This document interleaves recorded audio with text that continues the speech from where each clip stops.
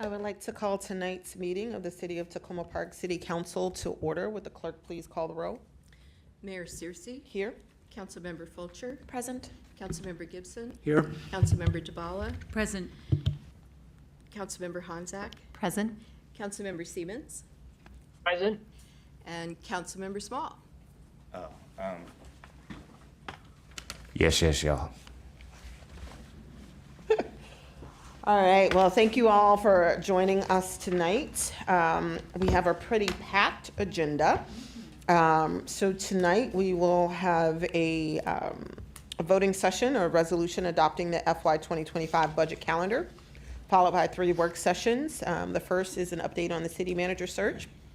And the second is a public space management plan report on public engagement and a draft resolution adopting the plan. We also have a housing annual report for FY 2023. So lots of things to get through today. In terms of upcoming agendas, on next week, Wednesday, October the 25th, we will be meeting at 7:30. We'll have a voting session adopting the, yes. Thank you, sorry, I have a new one, sorry. On Wednesday, October the 25th, at 7:30, we will begin with the presentation on school facilities within the minor master plan area and the Montgomery County Public School site selection and school construction process. That will be a presentation by MCPS. We will also have a voting session, a resolution adopting the public space management plan. On Saturday, October the 28th, just want to remind people about Monster Bash, so hope to see you all there. And Tuesday, October the 31st is Halloween.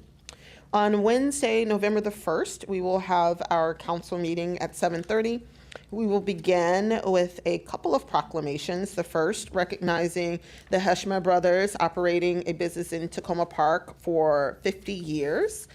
We will also have a proclamation recognizing 10 years of the 16 to 17-year-old voting and 30 years of non-citizen voting in Tacoma Park. We will also have a presentation on the Montgomery County Development Review process. So just as a reminder for colleagues, a number of these presentations that are forthcoming are in direct alignment with our minor master plan resolution request for work sessions by city staff. On the November the 1st, we will also have 2 work sessions, a discussion of reprogramming the direct cash assistance ARPA funds. The program ends October the 31st. We also have tentatively scheduled a quarterly financial report, and that will cover the first quarter of FY 23.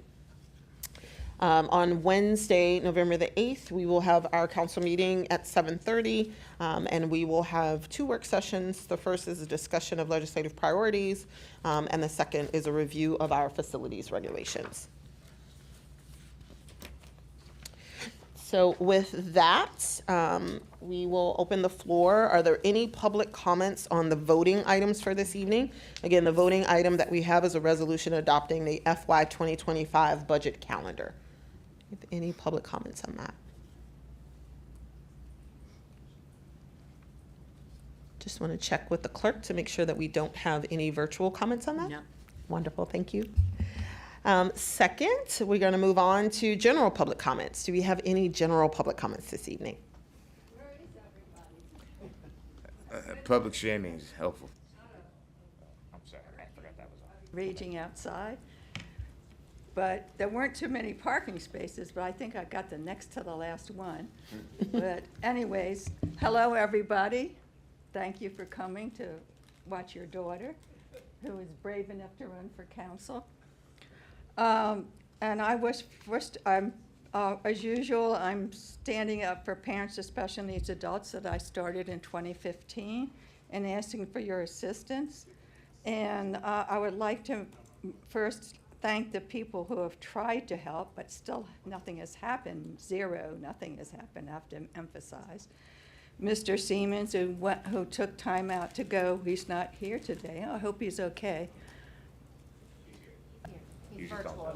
Oh, hi, I'm sorry. And for coming to Frontline with us, but Frontline people never return my calls. But thank you for trying. And thank you for Ms. Searcy, Ms. Fulcher, and Ms. Dabala in the past for returning one of our Parents with Special Needs meetings. I appreciate it. Again, 0 has happened. And please, please, I just start a little bit, talk about my story. I have one son, he's 38 years old, he was born here. His father was a black Kenyan who was, years ago, before I met him, shot in the head and suffered severe neurological damage. He was able to just get by working as a porter at a hotel, which my son is doing now. They're both eking out their living. My ex is still a friend, but he's very low income. He's getting Section 8 housing, but he's very difficult for him to live by himself because of his neurological damage. And my son has got a horrible job working for the Hyatt, where he has no set dates or no set time. He can be forced to start work either from 7:30 in the morning to 2:30 in the afternoon. He has no set schedule. And I asked him, I says, you should be entitled to, it sounds like this is against the American Disabilities Act, but he says people like me have to live like this. And to me, it's almost like he's a slave, because he has no control. He can't plan anything in his life, nothing. Anyways, and he's scared to try to look for another job because it took him 2.5 years to get another job, because it's very difficult to get a job if you have autism and or mental illness, which I have and he has. So anyways, I just wanted to please emphasize with the person here who's a lobbyist that we need help, please. And put us number 1 in housing, please. It really broke my heart when Habitat several years ago came to my house and even marked spaces where they would help us, and then turned around and said, we're not going to help you. And then they helped other people who are probably better off than us. They helped them. And it really, really hurt. I'm sorry. Thank you. Bye. Do we have any other general public comments this evening? Okay. Do we have any virtual? All right, wonderful. So we're going to move on to council comments. Council Member Small. Thank you, Mayor. I wanted to talk about a theme that I sort of have been continuing on for a while, and it is the public and private perceptions of being a part of a neighborhood or a city or collective. And there's 2 things about that. The first one is a mea culpa that I'd like to give to the police department, in particular because I was particularly riled up by some residents of Ward 6 who had come in to talk about some of the issues that I'd like to pivot to after I give this apology. And while they were talking to me, they continued to over and over say that they had spoken with Sheriff Butler. And I thought that was odd because sheriffs don't really do necessarily all that much legally in the chain of things with regard to public safety outside of housing issues.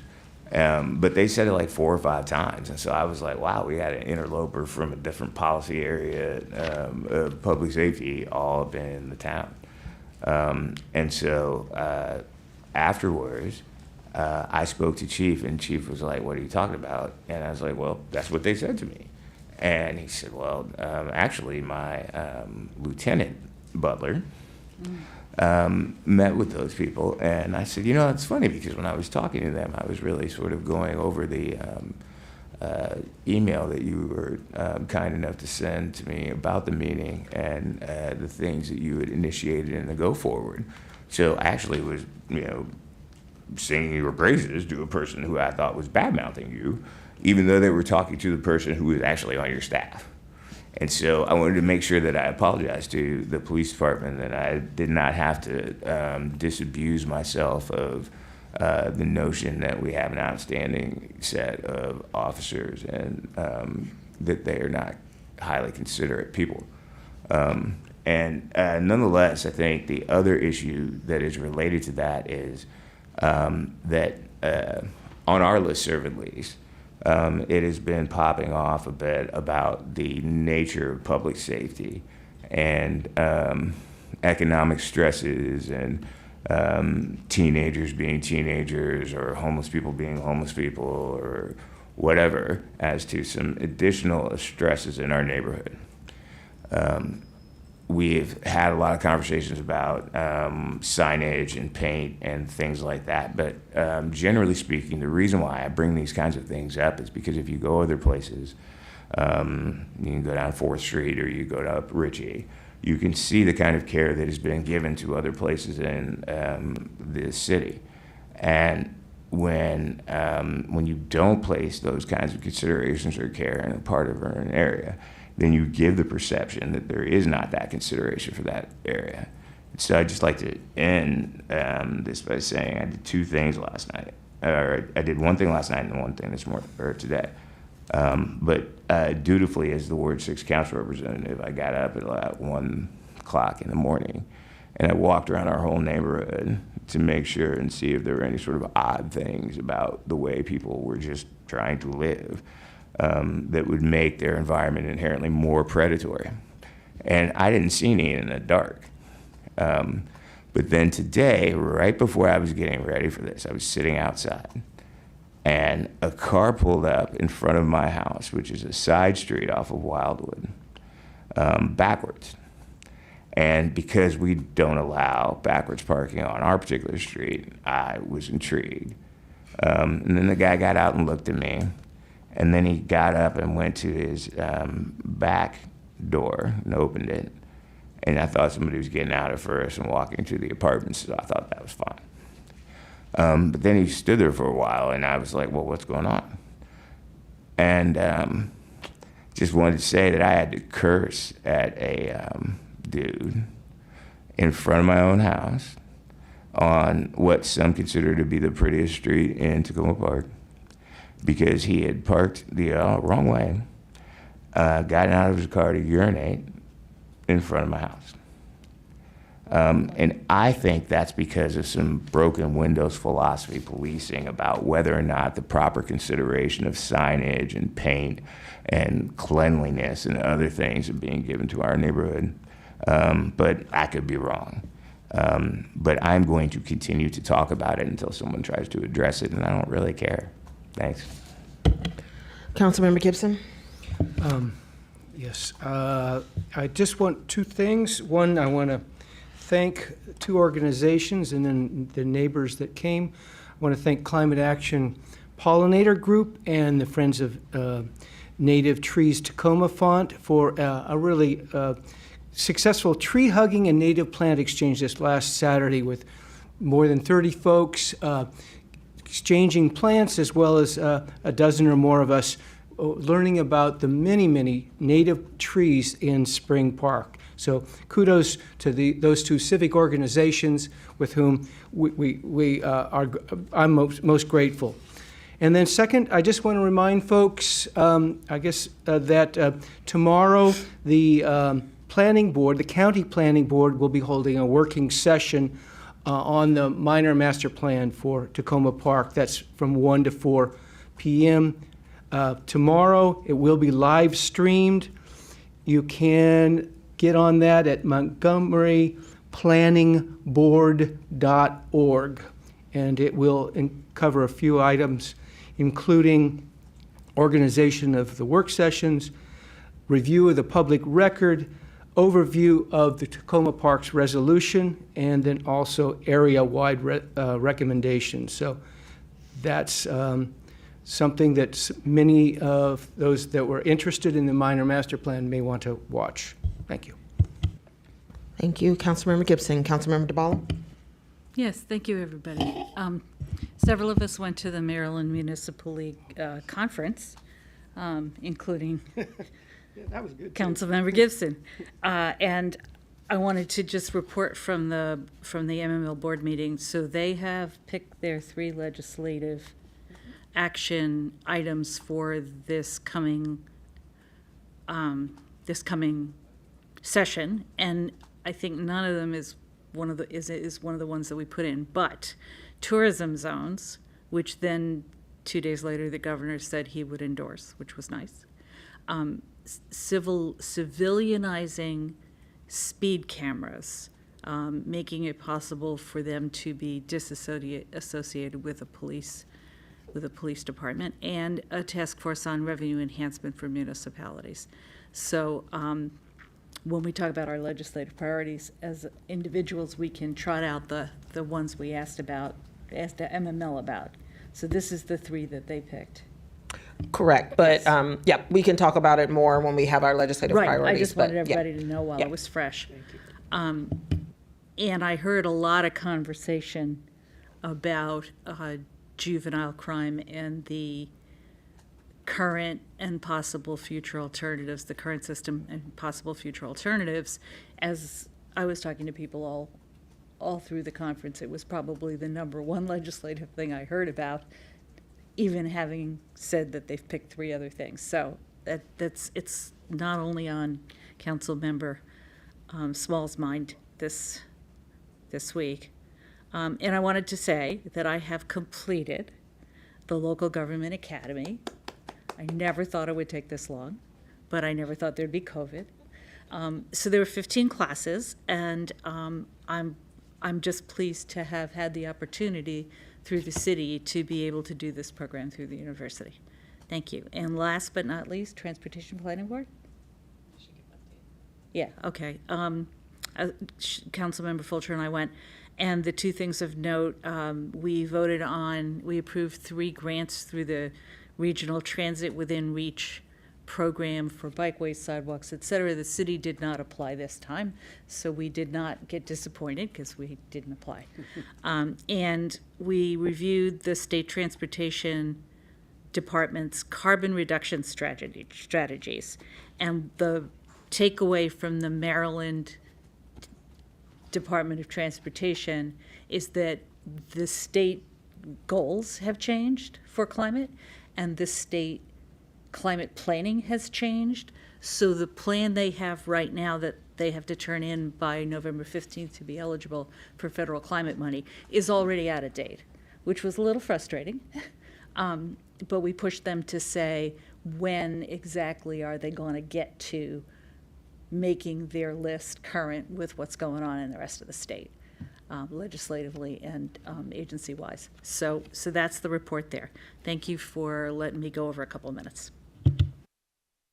Thank you. I just want to confirm with Councilmember Siemens that he doesn't, Councilmember Honzak and Councilmember Siemens, just raise your hand if you have any comments. We'll go with Councilmember Honzak first. Okay. Oh, he's raising his hand too. Thank you. I just wanted to say a few thank yous and a few other fun items. One is thank you, Terry Siemens, for once again for helping to introduce me to the Maple Community Association. I think we both enjoyed and appreciated being able to take part in the celebration on Saturday outside of Essex House. And thank you to Enterprise for the use of the parking lot, and Lunch and Learn for supporting the celebration, the Tacoma Park Fire Department that brought out their trucks to the celebration, and the mayor for joining us for a long, long time, too. People were so delighted to get to hang out with our mayor. And to the Essex House and other Maple Avenue residents and a couple residents who came from other parts of Ward 5 to join us on a very rainy day, but it was a fun celebration. And another exciting piece of news within Ward 5, I understand that Coma Coffee is going to have its soft opening this Friday. So that would make one more business. There's just one more business left to open once Coma Coffee is open on the strip at the Erie Flower Center. So that's a really, really exciting exciting forward progress with empty businesses that have been there for a long time. And we are so excited to be able to get a fresh cup of coffee and some Italian food. And another thing that's just on the outside of the city, but I think it's so very relevant, you know, so much of Ward 5's life centers around Long Branch and Tacoma Park on the north end. And I took part yesterday in the old Flower movie theater that's just a half a block outside of the city. They're getting a facade lift, a really big one, and they just broke ground yesterday on that big facade lift supported by the county. And I just thought people might be interested in knowing what that's all about. Basically, it's just the external part right now. And the hope is that if they make it really beautiful, that they will entice somebody, they don't know who, and they don't know what even, to come inside and make that whole area a lot more lively as we see the Purple Line coming, and we're trying to help build out that whole neighborhood, which makes me really excited about the possibilities of, you know, us, the city, connecting more so in that area. And then just a few more quick items. There's the spectacular family movie night Coco on Friday, October 20th at the Long Branch Community Recreation Center that I know a lot of my residents use. And the third, actually, I bet Terry Siemens will talk about the Maple Avenue Community Picnic coming up. And I think that's all. Thank you. Thank you, Councilmember Honzak. Councilmember Siemens. Thank you, Mayor, and thank you, Councilmember Honzak, for mentioning the Maple Avenue Community Group and the picnic that they put on, the block party they put on. It was, as you said, great event considering the fact it was a rainy day. And in fact, this was the rain out date, and it could have been rained out, but they did go ahead with the event, and it was very good, moon bounce. Also wanted to thank the city manager Eubanks and the staff for also being there at the event. And they had police department was there, recreation department. They were doing voter registration too. It was a good event. Had a decent turnout considering it was raining. Had good food, and I think the most exciting thing about this event is that the Maple Community Association was actually formed right before this event, and they have plans looking forward to do bigger things in Tacoma Park. And it was a good opportunity for them to get some experience under their belt on organizing an event. And I think they did a great job despite the weather not cooperating very well. I just wanted to apologize for not being there tonight. I decided I had cataract surgery Monday and thought that the TV lights might be a little too much. And so I figured I would just join from home. So anyway, sorry I'm not there, but I'll be there next week. Awesome. Well, thank you so much, Councilmember Siemens, for joining us virtually this evening. Few things that I want to go through. So I too hugged trees.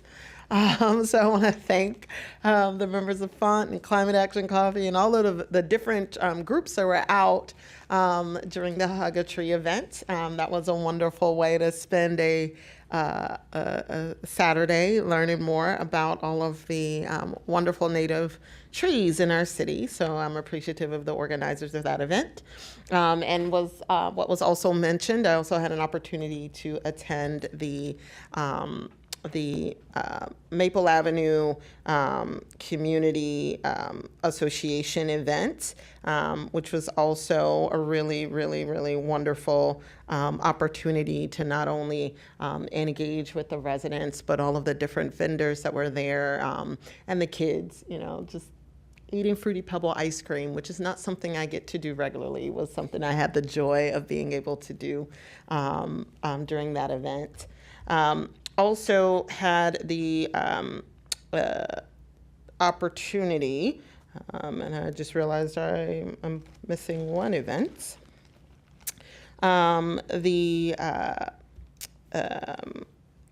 NCFF NCCF, the National Center for Children and Families, hosted a gala on Saturday that I had an opportunity to be on the honorary committee for that event. And NCCF does a wonderful organization that does a lot for children and families in need, and has a really strong connection with the city of Tacoma Park. So it was a pleasure to be able to attend that event as well. So Saturday was pretty packed for me. I had like 3 things to go to. So let's talk about what we have next. So tomorrow, and I'm very excited. The ribbon cutting, official ribbon cutting for the Colonnade at the Creek, new complex that is finished up with their renovation on New Hampshire Avenue. So looking forward to being able to celebrate bringing improved quality, affordable housing in the city of Tacoma Park. So definitely looking forward to that. And that is tomorrow. Also tomorrow, the 19th, is the Community Advisory Team meeting for the University Boulevard Purple Line meeting. That's at 6 p.m. So for those that are interested in learning more about the current state of the University Boulevard corridor as it relates to the Purple Line, that meeting is at 6 p.m. On Saturday, the 21st, Cheer will be hosting an event at Opal Daniel Park. And so we'll have an opportunity to partake in that.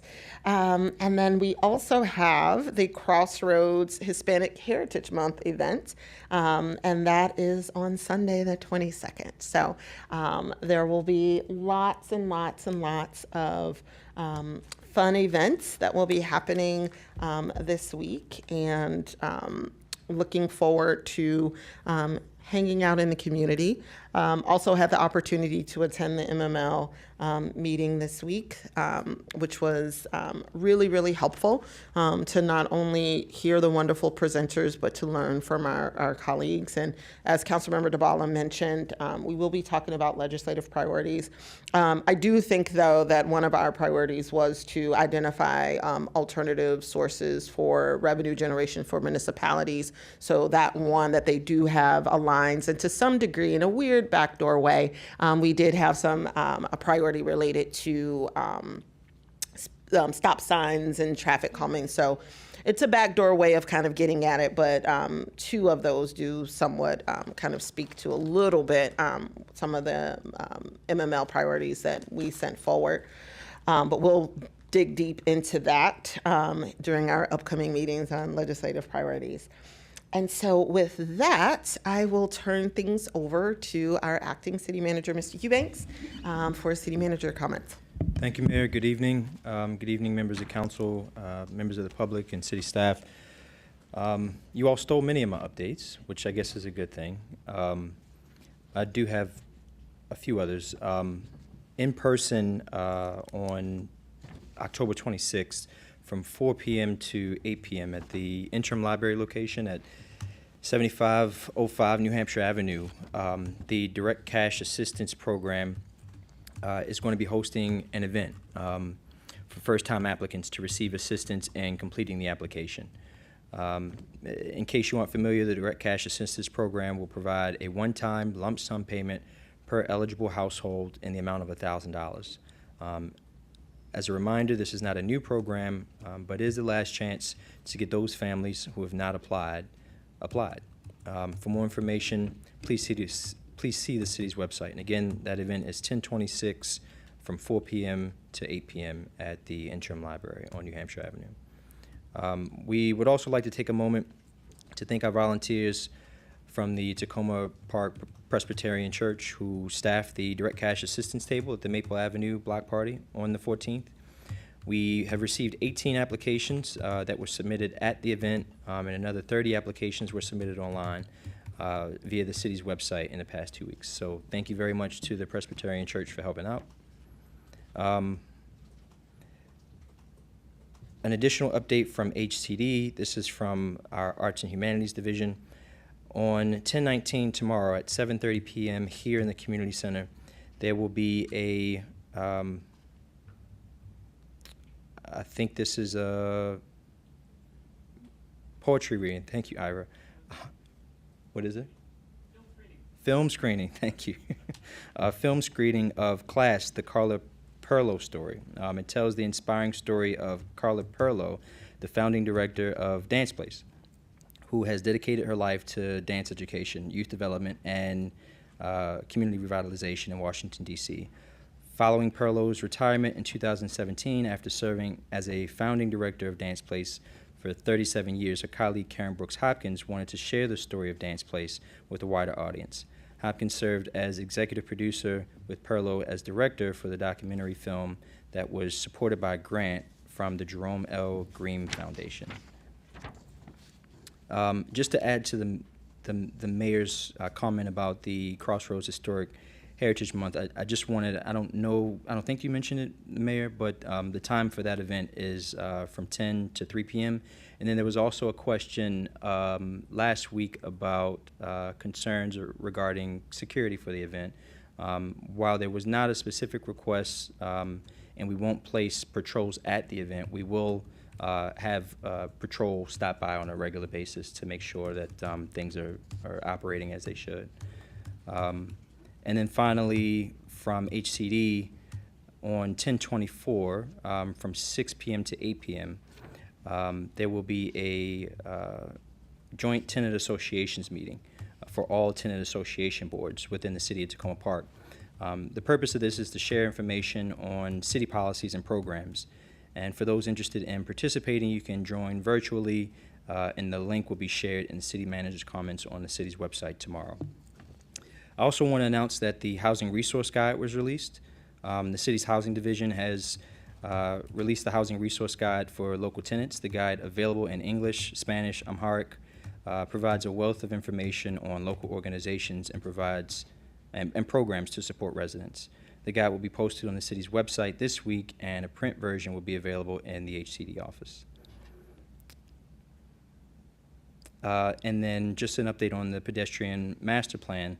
The Montgomery County Council voted unanimously on October 10th to approve the visionary, data-driven, and equity-focused approach to systematically improve the pedestrian experience in the county. The results of 4 years of research, analysis, and community collaboration, the plan makes groundbreaking and innovative recommendations addressing policies, practices, laws, and regulations to support making walking, rolling, and mobility devices safe, accessible, and attractive for traveling around the county. And that's all I have. Thank you. Thank you very much. And so we're going to move into our voting session for this evening. So tonight, we have a resolution adopting the FY 2025 budget calendar. Just as a reminder to colleagues, the council during our prior work session had made agreements to have list of priorities. Those are the specified activities that council members would like to make sure that we have to discuss as part of the budget on November the 1st. And so there is also, just trying to make sure there's nothing else major that has been tweaked. We also added, yep, thank you so much. Sure. Which version is the most recent version? The most recent version? I have two. The loose one. The loose one, thank you. Oh, did you? All right, All right. I'm back. Is everybody okay with the paper now? Because I know we have a few. Okay. All right. So again, just as a reminder for folks, based on our last council member discussion, we added the November 1st deadline that was discussed during the meeting. And just trying to make sure, and I just want to triple check with council member Gibson in terms of whether or not there's any other major There are tweaks. two. Yep. I caught the one, and the second one was, The second one is November 29th, yep, and yep, that's right. On the 29th, there was an added tentative development of the Balancing Act survey for community release. Okay. Councilmember Gibson? yeah, just so, two items that were added since we spoke last week. The subcommittee met with Andrew, and we have the fourth date down, November through January. We have council member engagement with constituents on FY25 budget priorities. So we weren't sure how we would do that, but we're going to do it in some form or another, both at the ward level perhaps, as well as more broadly. We're looking at, potentially using Balancing Act, one of the modules, but that's something that we are committing to do.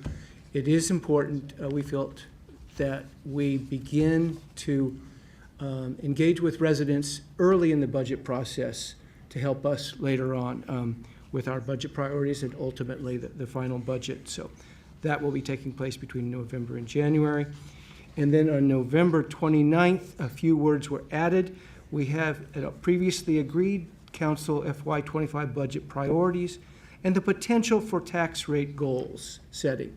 That relates to where we may choose to ask the city manager for a scenario around, for example, constant yield plus inflation or something of that sort, to give us the opportunity to create some parameters for the city manager to look at, look at, again, some possible scenarios that will be helpful for us to make our decisions. So those, again, potential tax rate goals. And it's tentative. Okay. Councilmember DeBala, do you have a question before we move this to vote? Yes, Yep. I do. Although maybe one of them has to wait till there's an actual motion because it concerns the wording of the resolution. November 29th says Development of Balancing Act Survey for Community Release. So there was the survey like the one that Rockville had. And then there was the priority survey, which was one of the three modules in the Balancing Act setup. Which one are we talking about here? Because November 29th of this year is coming up pretty soon, and I didn't realize that we had decided. Just as a reminder for folks, when we had met last week, we had talked about making sure that council members submit the specific activities that you wanted to prioritize as part of the November 1st request, and that the idea was that once we had an agreed upon list of priority activities that we would like that would tie to specific goals, that we would be able to leverage that to inform what we would ultimately move forward for the Balancing Act. It would be around priorities, not necessarily the budget. That was something that we did discuss last week. Okay, so I was thrown by the word survey. All right. I understand now. Thank you. I was thinking about an actual survey where you send it out to a few hundred people and get I was thinking something different.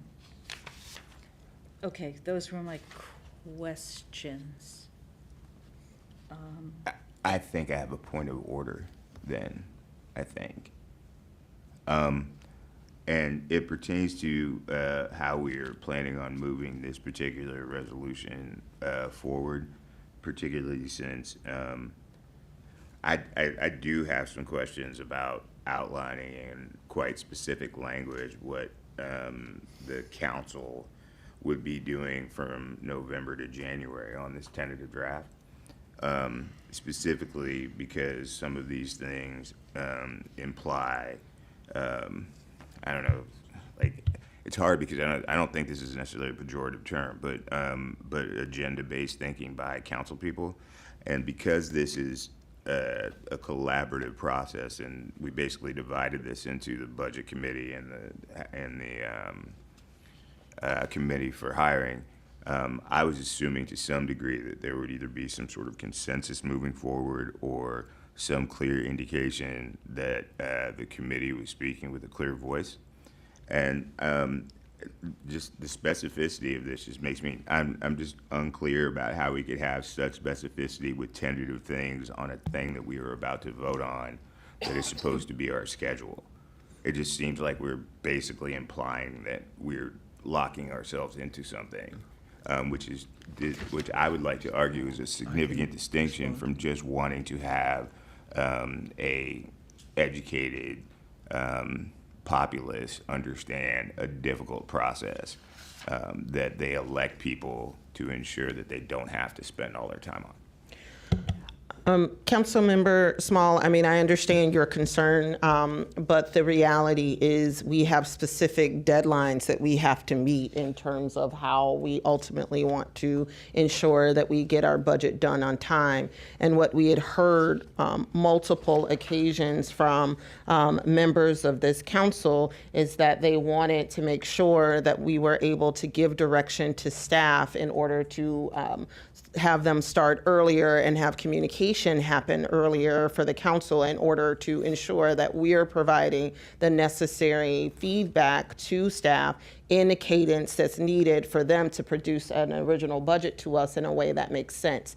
So while I hear you that this may come across as being somewhat specific, the fact of the matter is we only have a limited number of meetings if we are working backwards from when we need to actually have the budget done, the public hearings we may be legally obligated to have, the number of reconciliations that we have to have, when we receive the constant yield rate. So in order for us to make sure that we are providing staff with clear direction around what are the activities we really want to make sure are included in this budget and making sure that there's enough time for them to figure it out, what are our priorities that we want to make sure that the budget reflects, we have to spec out a timeline in order to ensure that we're giving them that information up front. And I certainly appreciate everything that you just said, Mayor, and it is well heard. I'm speaking more specifically, I'm not speaking specifically about the having of a budget schedule. I think that's a great idea. And when we left the meeting the other day, generally speaking, I was very comfortable with what we were about to do and vote on. I'm speaking, I don't even know which, if I'm on the correct draft, I'm looking at the loose draft. I'm specifically thinking about November 20th, 29th on this draft, because the potential tax rate goals and the other things as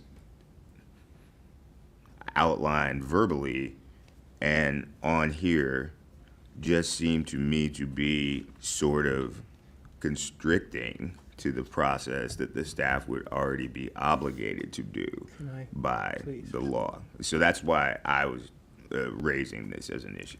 Councilmember Gibson. I just want to say that, you know, it's been 2 or 3 weeks since the subcommittee provided some research and some recommendations. Since then, we've had in-depth conversations with staff, and the specificity that you see here is really staffed.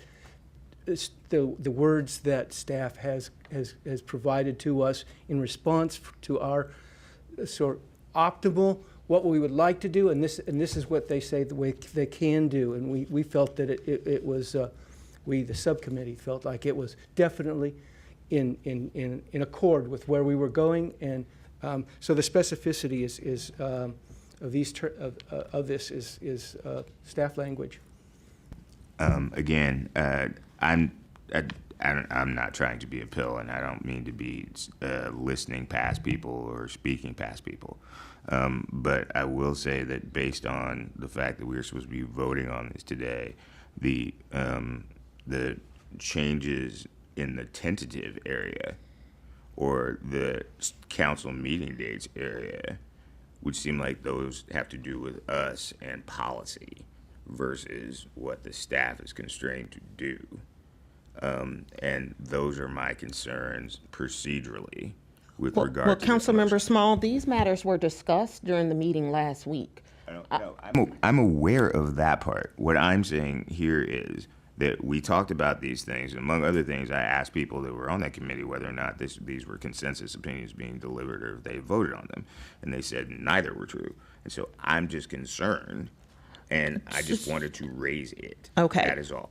Thank That's you. why it's a point of order. Thank you. So I just want to remind members of council that when we met last week and we talked about the need for priorities, not only the priority goals and strategies that were communicated in our prior document, but also the need to develop the wish list, so to speak, of the key activities that we as individual council members would like to see implemented in the next year. And we had established that November 1st would be the deadline in which people would submit those activities and the associated goals. And we also discussed that that would mean, in order to ensure that we have a clear approved set of budget priorities for 2025, which would include trying to align that wish list along with our council priority goals, that would need to occur by the 29th.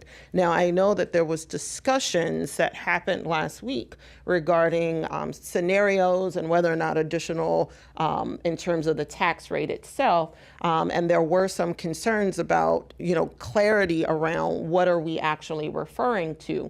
And so I believe that that is why that aspect of this particular item on the 29th is tentative, because, that's something that would need to be flushed out more. But we did commit as a council to ensuring that we would be in a good place to be able to deliver FY25 budget priorities, and kind of tabling the idea around talking about tax rates depending on kind of how some of these things shake out. So that is why Councilmember Gibson is correct in noting that it was tentative, because that was something that was discussed. It is helpful for staff to hear up front if we are saying, hey, we want 35,000 things, but we don't want to increase the tax rate, right? So if we know that at that time, it's helpful to hear. But if we have no clue and no idea that that's something that is general consensus for council, then we just give them the priorities. They do the best that they can. They submit a budget, and we make sure that there's enough time for us to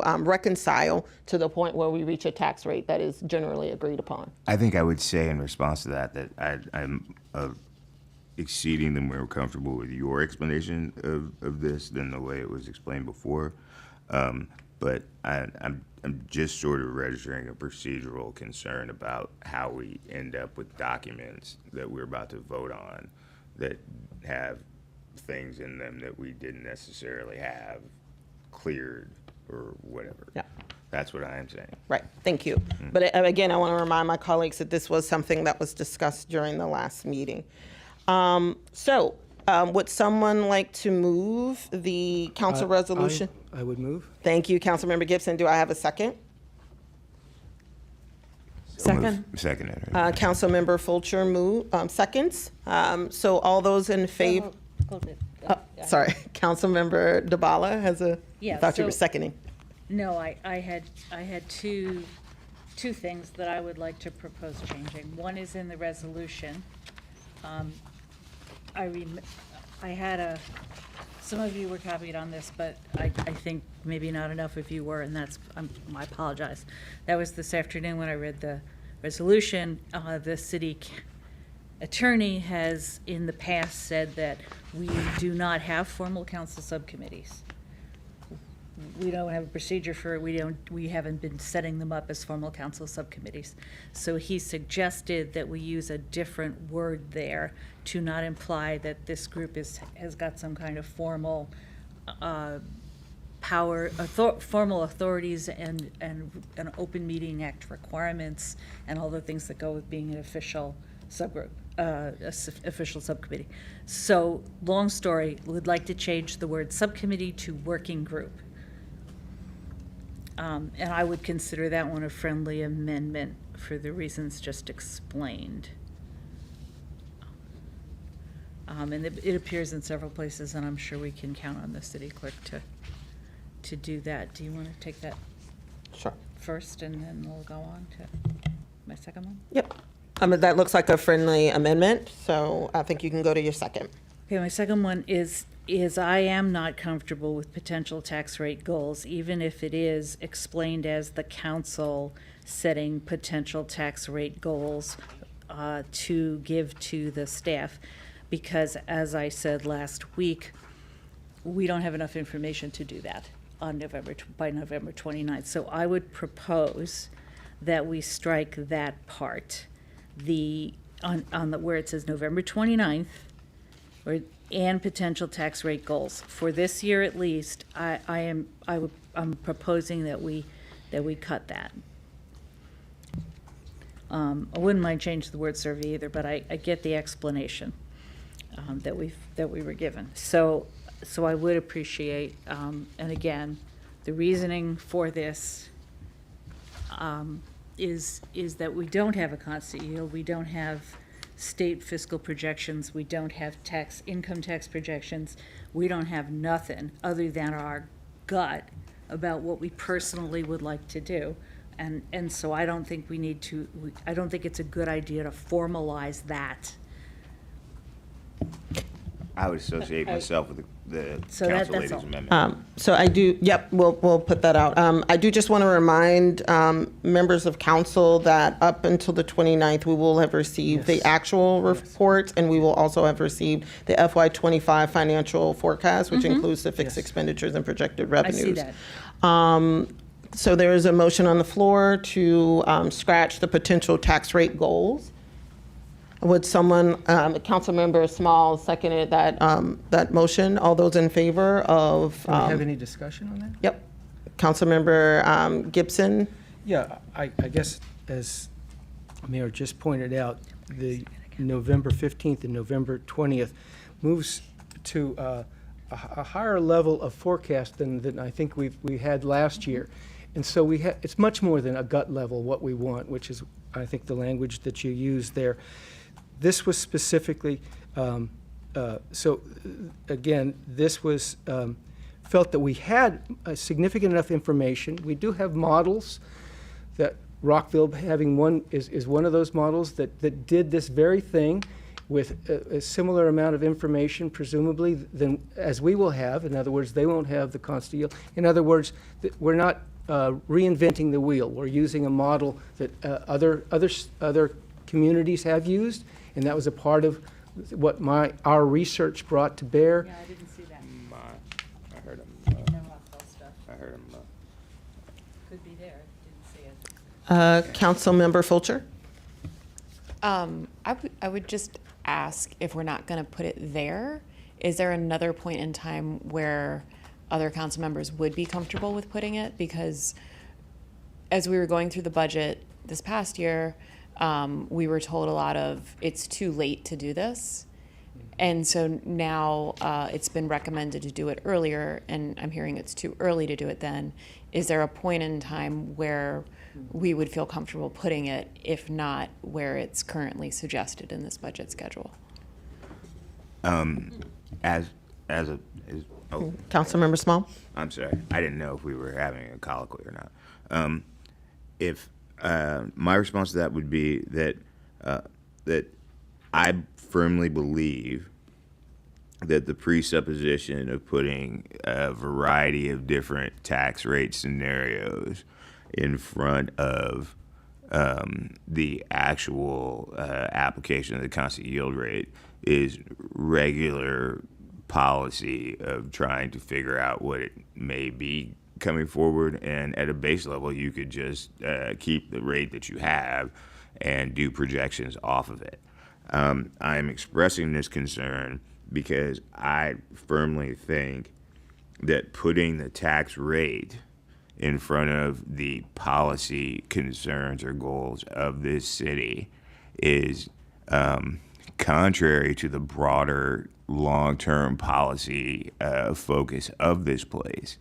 And I'd argue that Rockville has an entirely different landscape, density, size of staff, and everything else that would make some of these things and projections that would lead to demands invariably unreasonable at that particular time. I think if you want to do it in January, that's fine with me because we'll have the constant yield rate. So one thing that I do, so we won't receive the constant yield rate until February the 13th. Another thing that I think folks may be conflating is selecting a tax rate versus tax rate goals, right? There have been instances with prior council where before we've received the constant yield, there is an attempt to try to gauge the appetite of council members for increasing taxes or not really wanting to increase, not committing to a specific number, because all of those details are going to be worked out down the line. But if after we've seen our actuals, and after we've seen the forecast, keeping in mind that we now have new tools available to us that allow us to manipulate the budget in a way that perhaps we didn't have available to us before in terms of forecasting, we may find ourselves in a situation where the writing's on the wall. It's very clear what we may need to be prepared to swallow. So again, I think that this is tentative, and if we choose at that point when we are finalizing any resolution or guidance that we want to provide in terms of our budget priorities, that we are not ready to make any discussions around the property tax rate goals at that time, but want to direct staff to come back to us with additional information, we are well within our realms of doing that. I think that this language may not be as maybe detailed as folks may like, but it is tentative, which allows us the flexibility to pivot if we have to. May I Okay. just make a point clear to council? The forecast, to be clear, the forecast that's going to be presented is a final report, essentially, of the forecast presentation that was given some time ago. Staff doesn't have any additional abilities to forecast outside of what was presented to us. So we will, and we'll take that into consideration, particularly on the November 20th meeting. So, we'll be keeping in mind what we've been informed of by that consultant about what we, as a city, if we are trying to meet our objectives, our fiscal objectives, what we would need to do based on their recommendations with this budget. So it will be informed, but we don't necessarily have any additional tools to manipulate moving forward. And then I also just want to give a little bit of staff perspective on the tax rate. From staff's concern, I think, is not necessarily a timing one. It's more of what the intended outcome is of the tax rate goal. So where we get, what causes a little bit of anxiety is when the desire of council from a tax rate perspective is to get us to a tax rate that would require staff to make some substantial changes to city operations, right? Or make some assumptions about what in our current operations need to be significantly scaled back. That's not a decision that staff feels that we can make on our own. I'll give you a for instance. When we were talking about constant yield last year, in order to reach a constant yield state, particularly in an environment where inflation is what it is, it's very difficult to try to maintain a maintenance of effort budget at a constant yield, with constant year revenues. It would require us to make some decisions about which of our, in some regard, basic services need to be scaled back. So, what came up as a result of that discussion is what kind of things can we give back to the county, right? Which, if you, I think if you're sitting at the county level, it's like, well, you haven't talked to us about it, first of all, and it's not, it's not an immediate thing. It's not something. It's not the kind of conversation or decision-making that can happen in a very short period of time. So it really just depends on what we mean by tax rate goals. If the goal there is to, if tax rate goal simply means not to give us a particular tax rate, but to say, maintenance of effort type year, then that's very clear, and we can kind of develop a budget that's in line with that. But when if we're having a conversation about, constant yield or something less than the tax rate we already have, that's when those decisions become very complicated and we need more input from council. Councilmember DeBala. Thank you all for the extra discussion. I know that we have a lot going on tonight, so I think we should just go ahead and vote. All right, so Councilmember DeBala has moved to strike the potential tax rate goals. Councilmember Small has seconded. All those in favor of removal of the potential tax rate goals from the budget calendar, please say aye. Aye. Any opposed?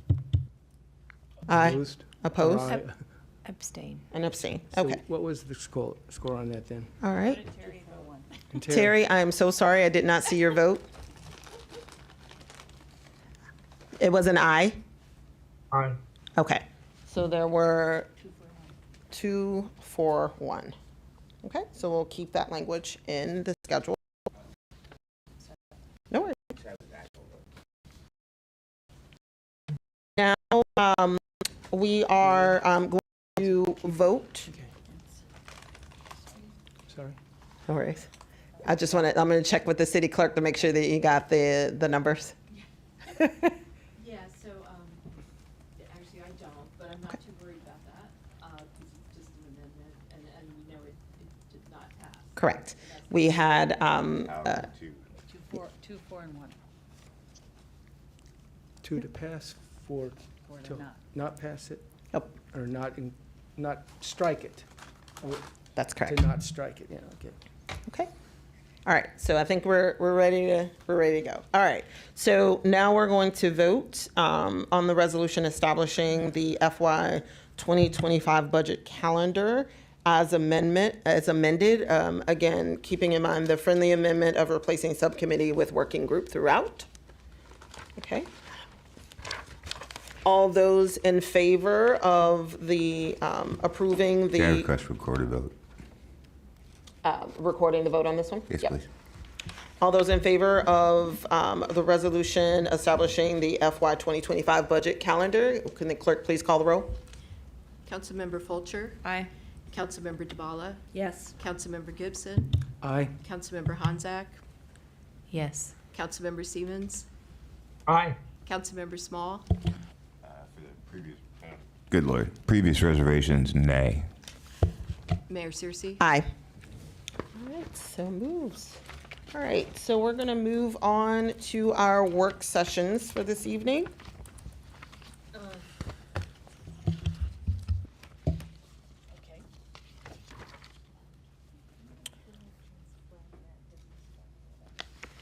Okay, so the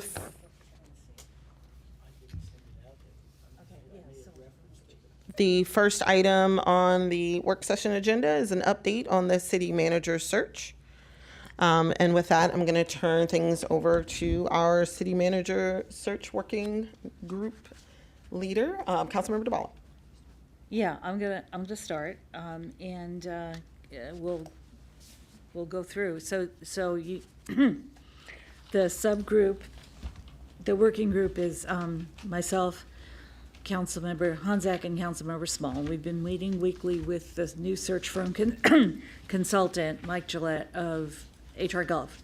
And we have finalized a timetable for recruitment, which I believe has been posted. Clerk? Has the final timetable has been posted or will be posted I'm sorry, timetable?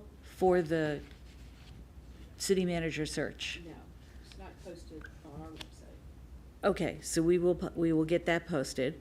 But starting again, we finalized the timetable. Applications are open now. This is, I buried the lead, I'm sorry. They are open till November 15th. The goal is final selection in mid-December. Yes, that's tight, but that is also what we need to do. So that means candidates will be screened in late November, semifinal virtual interviews with the council of about 6 to 8 candidates in the first week in December, and up to 3 final in-person interviews with tour and opportunities for residents, et cetera, the week of December 11th.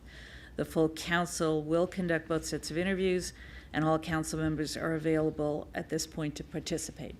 And we, Council Member Honzak will talk about the recruitment materials, which you, one of which you just got in your box about an hour ago. Okay. Go for it. Sure. So our consultant firm has prepared recruitment materials to do a nationwide search. They will have a heavier focus on Maryland and the East Coast areas. And there is a position announcement, there's a promotional brochure that's now in the final stages, and a list of sources to advertise through.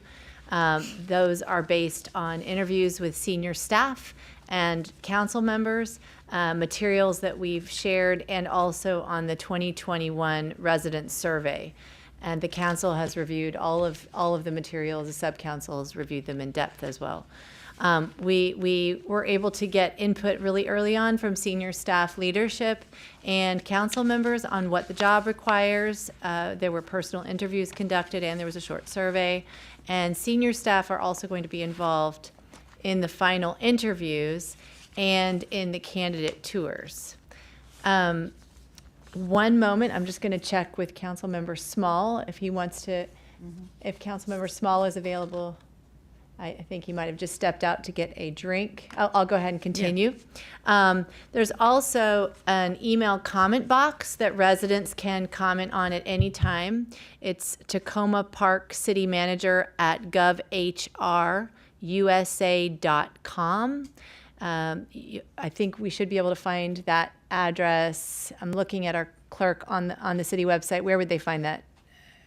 Clerk Carpenter. Okay, that's okay. Okay, so hopefully that will be clear, maybe on our agenda site, and it will direct folks. Again, I'm going to repeat that: Tacoma Park City Manager at govhr. That's the name of the firm. USA.com.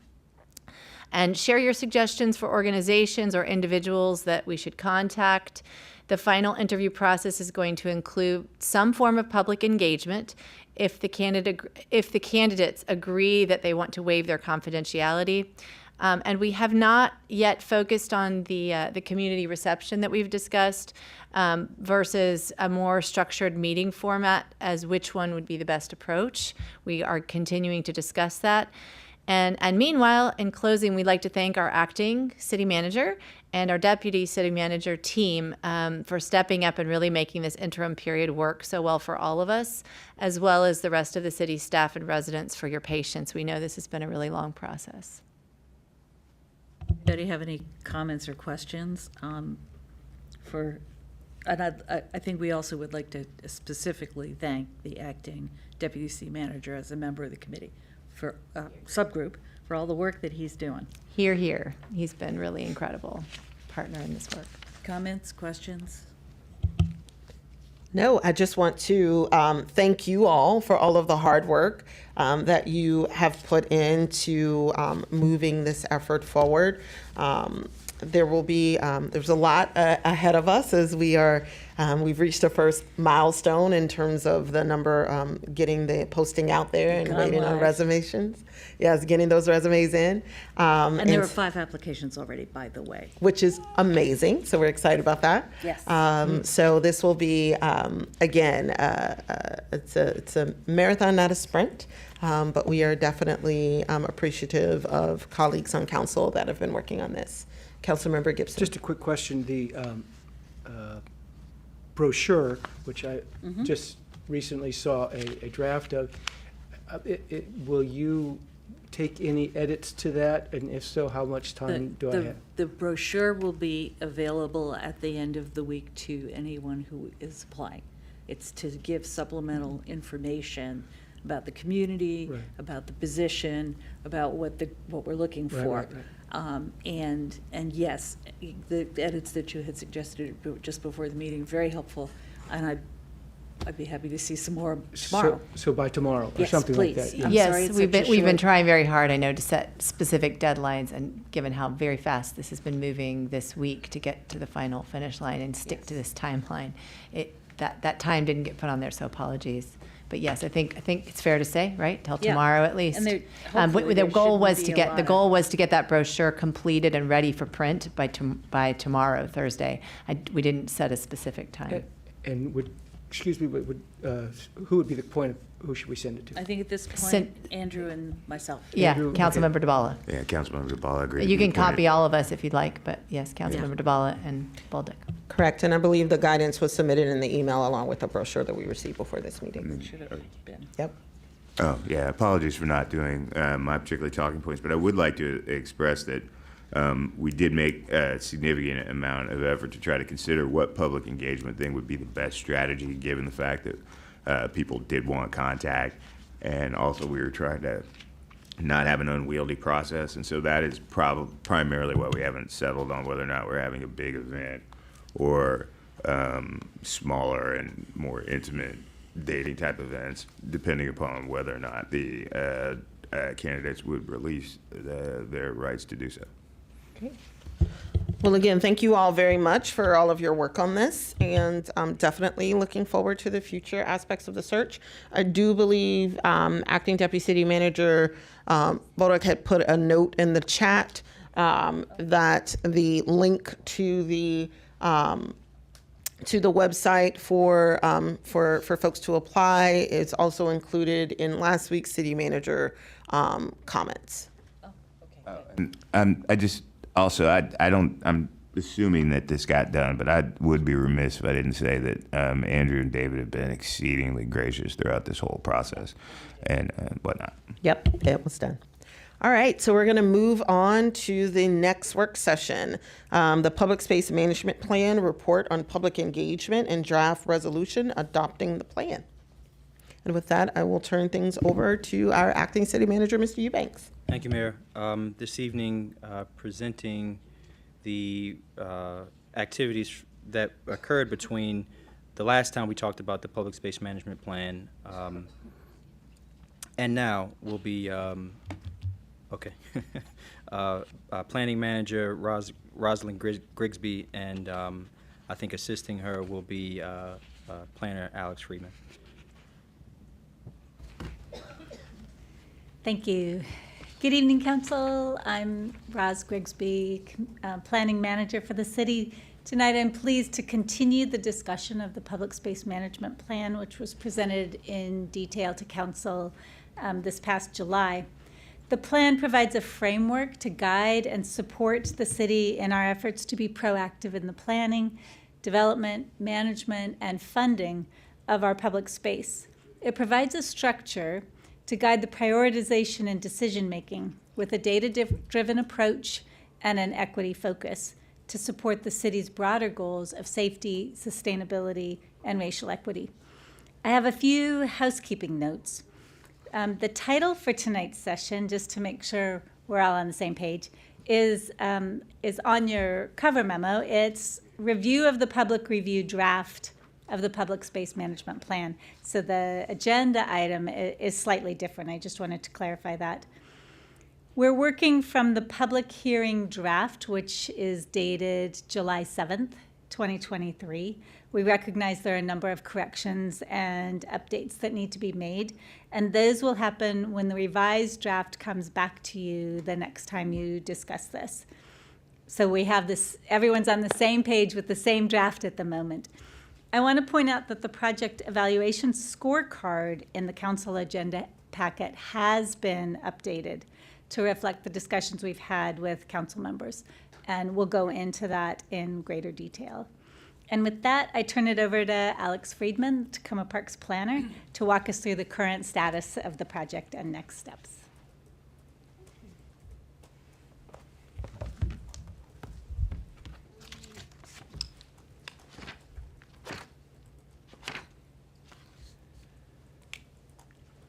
All right.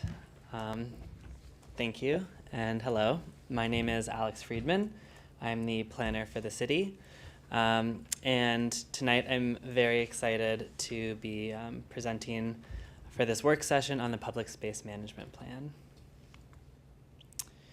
So just to start this presentation, I wanted to recap a few things just to refresh everyone's memories, since it's been a while since I've been before you speaking on this, and also for those who are listening from home. The primary core of our plan is focused on public space, and in the context of this plan, we define public space as spaces that are owned by the City of Tacoma Park and that are meant to be accessible to everyone who lives, works, plays, studies, and prays in the city. So examples of this include city parks, sidewalks, curbside dining opportunities, roadways, parking spaces, playgrounds, and many more. So what public space policies exist right now? The city currently maintains a patchwork of policies used to maintain and manage public spaces. They are spread out across multiple departments and divisions. There are multiple policy and programmatic formats, from things built into the code, things passed by city council's resolutions, things that are informal practice. Also, many of the policies regarding public space have been addressed on an as-needed basis over time, which is part of how we ended up with some policies that have left gaps or don't necessarily talk to each other very clearly. And to that point, our public space policy canon has developed over time without a comprehensive review or considerations of our equity goals. So what is the Public Space Management Plan? The Public Space Management Plan provides an integrated guidance on how public space will be used and maintained in the City of Tacoma Park.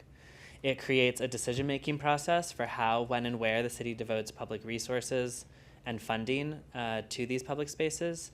And at its highest level, it creates a framework with actionable steps and recommendations for staff and the council to take in moving this forward. It's also important to reiterate what this plan is not. This is not meant to be a capital improvements plan or an acquisition plan. It intentionally is not a recreation plan or a strategic conservation plan. It does not feature comprehensive citywide traffic analyses or any code or policy changes built into this document. It is also not programmatically prescriptive. It is not a funded directive, so upon passage of this, the things that cannot be, any recommendations within the plan that cannot be acted upon within the existing staffing capacity and funding would need additional funding to make them happen.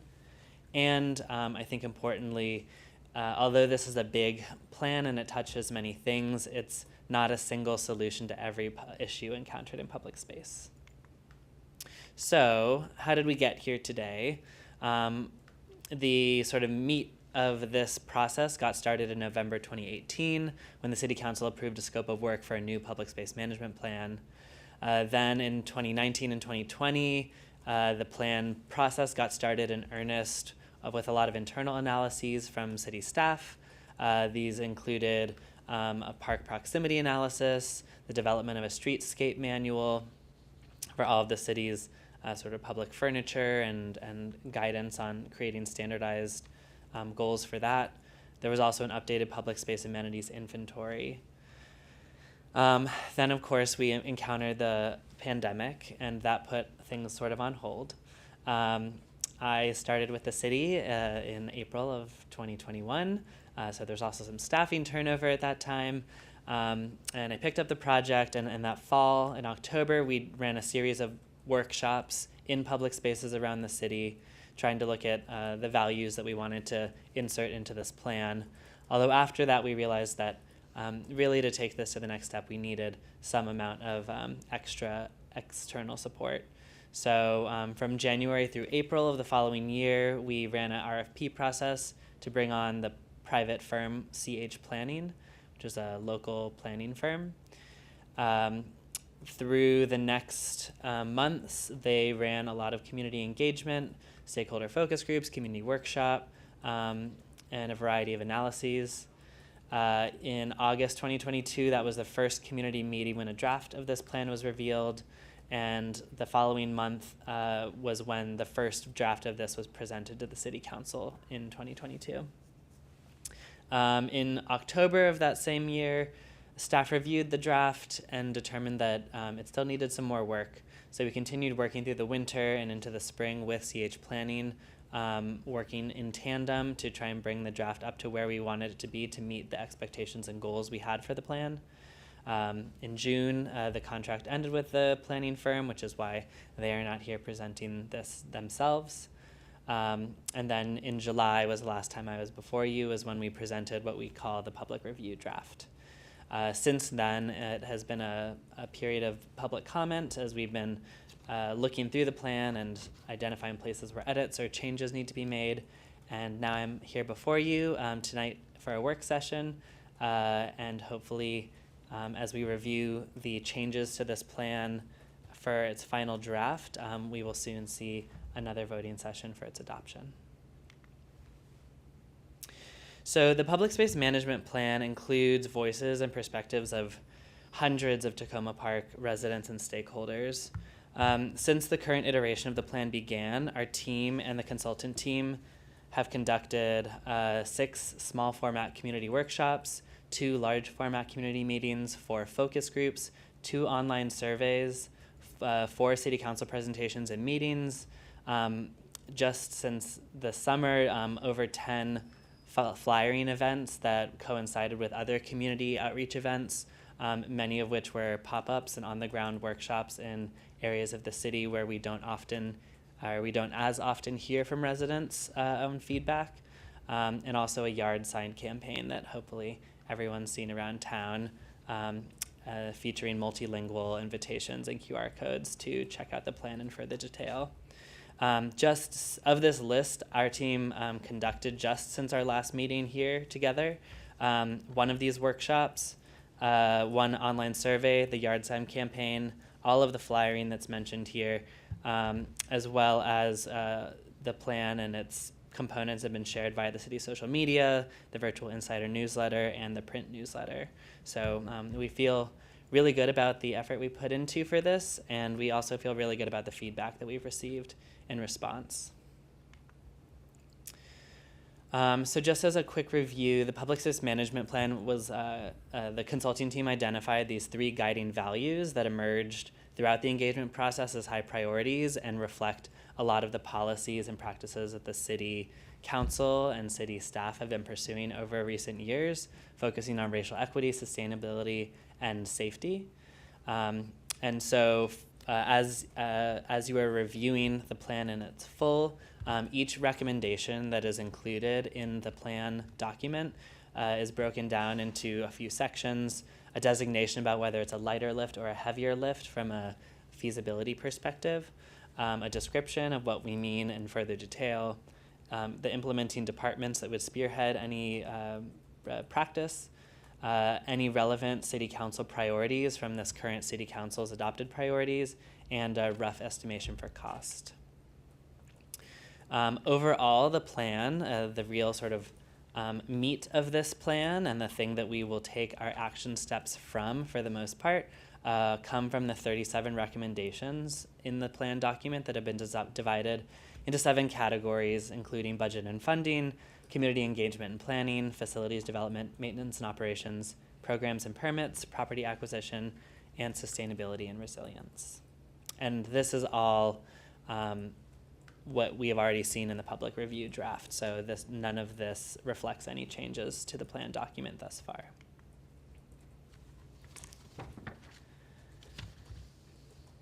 So the presentation of the public review draft opened a public comment period, which remained open for now about just a little over 80 days. Again, information about this plan was shared on city social media, print communications, flyering events, and via yard signs placed in public spaces around the city. We received feedback during this window, but not a ton. It reflected that of about 17 individuals, 1 community organization, and most of our city council members. However, we don't take that as a sign of defeat. I think it means that what we have is a pretty good product, and we feel good that the feedback that we received it met the expectations of the kinds of things that we would receive as feedback, which for us was a good sign. That feedback fell into 3 larger categories, which I'll go into in more depth in just a moment, but they were roughly corrections, typos, and formatting edits, existing conditions and recommendations, sections, suggestions and changes, and then adjustments to the project evaluation scorecard. So first, for the corrections and typos, these were, gleaned from the process of reading and rereading and having many eyes on this document. We are grateful for those who would call out such things because they are small, but they do create a stronger document overall, and those will just be incorporated into the final draft. We're not going to itemize those in the same way that we will for the next section, which was suggestions and changes to the existing conditions and recommendations. Most of the comments and suggestions we received related to these 2 categories. And in your packet of materials for this presentation, and also available currently online, is a summary of the feedback that staff received and a staff response that recommends or does not recommend their inclusion in the final draft. For the sake of time, I'm not going to review each individually, but I am happy to answer questions about any of the staff recommendations. Those on the first page are in the white box with a black boundary around it, are recommended for inclusion, and the remaining in gray boxes are not recommended for inclusion. And it's worth saying that this doesn't represent every single comment that was received, but the comments that fit into suggested changes for the existing condition sections or recommendations specifically. So general praise or opposition or non-specific comments were not included in this summary. I did, though, want to take a couple minutes to call out a few specific pieces of feedback that are listed here in front of you. One of these was a request for additional content added to the existing conditions section about stormwater management, watersheds, and drainage areas, and tree canopy. It's worth pointing out, as I said before, that this is not a conservation plan, and the deeper analysis for all 3 of these is both deeper than the scope of the project and would create redundancy with existing city plans and studies. These include the Stormwater Resiliency Study and the Urban Forest Master Plan, both from the Department of Public Works. But for these items, staff do recommend adding some clarifying language to the section Greening Public Space to clarify the connection between these existing efforts within the document. Another requested was the inclusion of a citywide traffic analysis. Again, this extends outside of the scope of this sort of higher level document and was outside of our budget for this plan. It is up to the City Council to decide if an independent traffic study of this scope is a priority and allocate funding accordingly. However, staff did recommend, again, adding a little bit of clarifying language to the section on public streets and roadways to draw stronger connections to the existing local, county, and state efforts to track traffic safety data, particularly in our community. Another comment made a point about signage and wayfinding and that it was not included in the existing conditions analysis. Since there is a recommendation in reference to signage and wayfinding, staff agree that the addition of an existing conditions section with this focus would add to the strength of the plan, and so we do recommend the addition of this section. And finally, of this list, I wanted to highlight the request for the inclusion of a section on the civil society of the city. There's no question that we have passionate individuals and organizations in this community that engage with public space in a variety of ways that's widely ranging. Public space touches so many pieces of our city's day-to-day existence. And we believe that this plan cannot and should not try to itemize every single way that this happens. The purpose of this plan is to guide our governmental action. So staff does not recommend adding a separate section about civic infrastructure, civil society, or community-based organizations. The scale of the task to quantify and describe the wide range of community groups, organizations, and initiatives that intersect with public space expands beyond the staffing and funding capacity of this study. The proposed addition of such a section also does not seem to provide a direct support to any recommendations that are not already covered in other parts of the plan document. So again, there are a number of other recommendations to these sections described in detail in the spreadsheet that you have in the materials for this presentation, and I'd be happy to discuss any in further detail at the end of the presentation. And then the final bucket here is about the project evaluation scorecard. We are really excited about the project evaluation scorecard. Its purpose is to be a tool that uses a set of criteria to score new public space infrastructures. The scorecard is divided into 8 criteria categories, and each category has a number of criteria of which each is assigned a point score. So each category can be awarded up to 3 points, and some of them have a modifier attached to allow for a weighted score for some of the higher priority categories. The total of each category forms the project's overall score.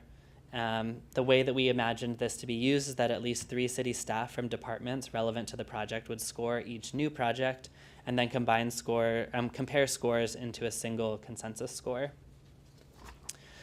These scores are meant to provide a database systematic approach to considering the features of different projects in comparison to each other. The scorecard is not meant to be a determination of whether or not a project would or necessarily should happen.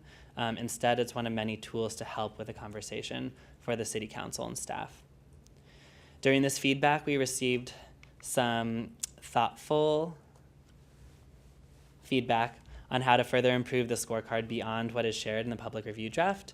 And in your materials packet, you will find a copy of the amended scorecard. One of the biggest changes is how the scoring works. We had struggled for a long time to think about how to assess both benefits and negative impacts from various projects. So instead of the previous version where each bullet, each criteria category within the larger category was a checkbox, and functionally that means it was worth a 0 or a +1 point. We've adjusted the scoring so that each bullet is now worth +1, 0, or -1 points, depending on its impact. We worked through this and found that it helped to capture better capture the dynamics where some projects may have negative impacts that weigh against the positive impacts. We also adjusted a few of the bulleted criteria for clarity of language and added on to the implementation feasibility category that a bullet that focuses on staff capacity. We've also formalized the addition of a justification narrative that would accompany the scorecard. A copy of the template for that should also be in your packet. And this would be a space for staff to cite the data, analysis, and information used to come to a scoring decision. It would also be a place for staff to identify any issues, concerns, or considerations that may not fall within the scorecard, but may impact the decision-making process. Finally, we proposed a scheduled time frame for reviewing and revisiting the scorecard, knowing that over time, as we begin to use it, there may be things that we uncover about it that may need some tweaking. So we propose that after a 12-month use period, the city staff return to the city council with a review of how the tool is being used and inclusive of any recommendations for improvement. Then we would recommend setting a recurring schedule for revisiting the tool every 3 years.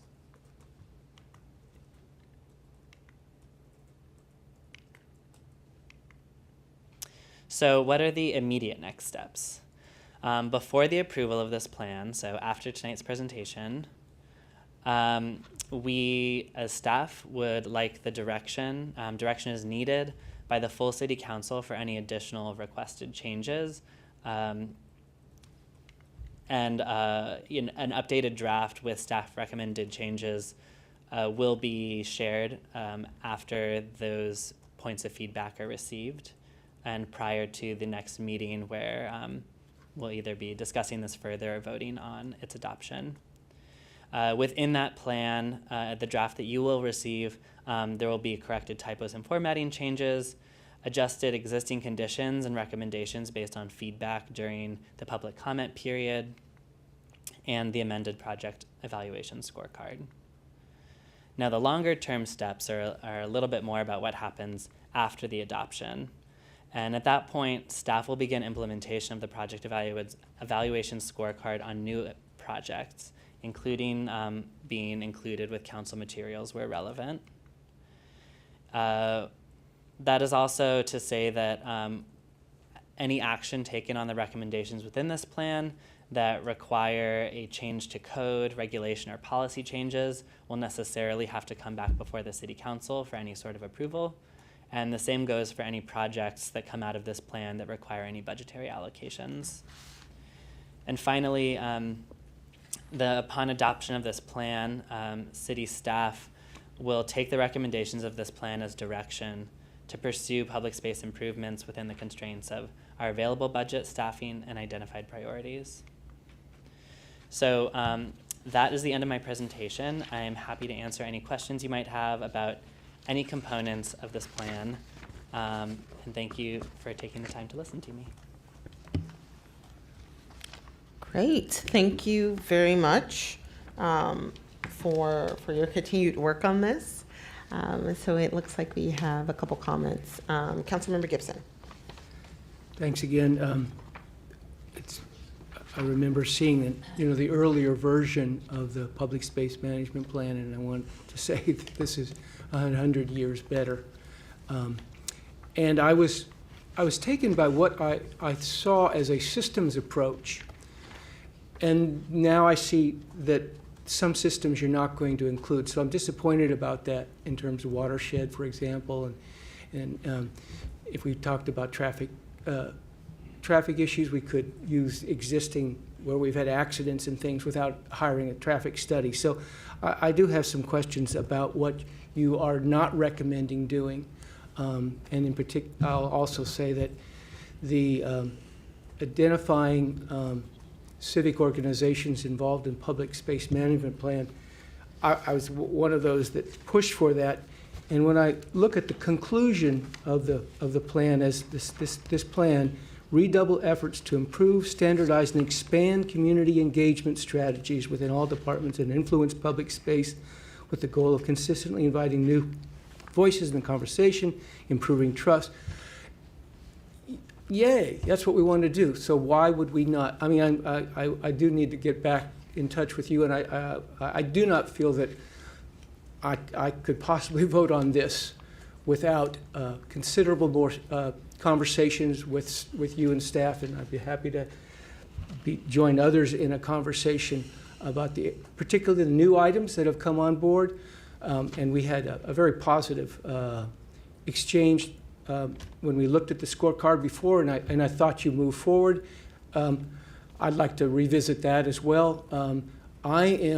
One of the things that I feel really strongly about is the need for transparency around the justifications, and not to have some numerical number that's ultimately, even if it is 3 highly trained staff people, there's a subjectivity about it.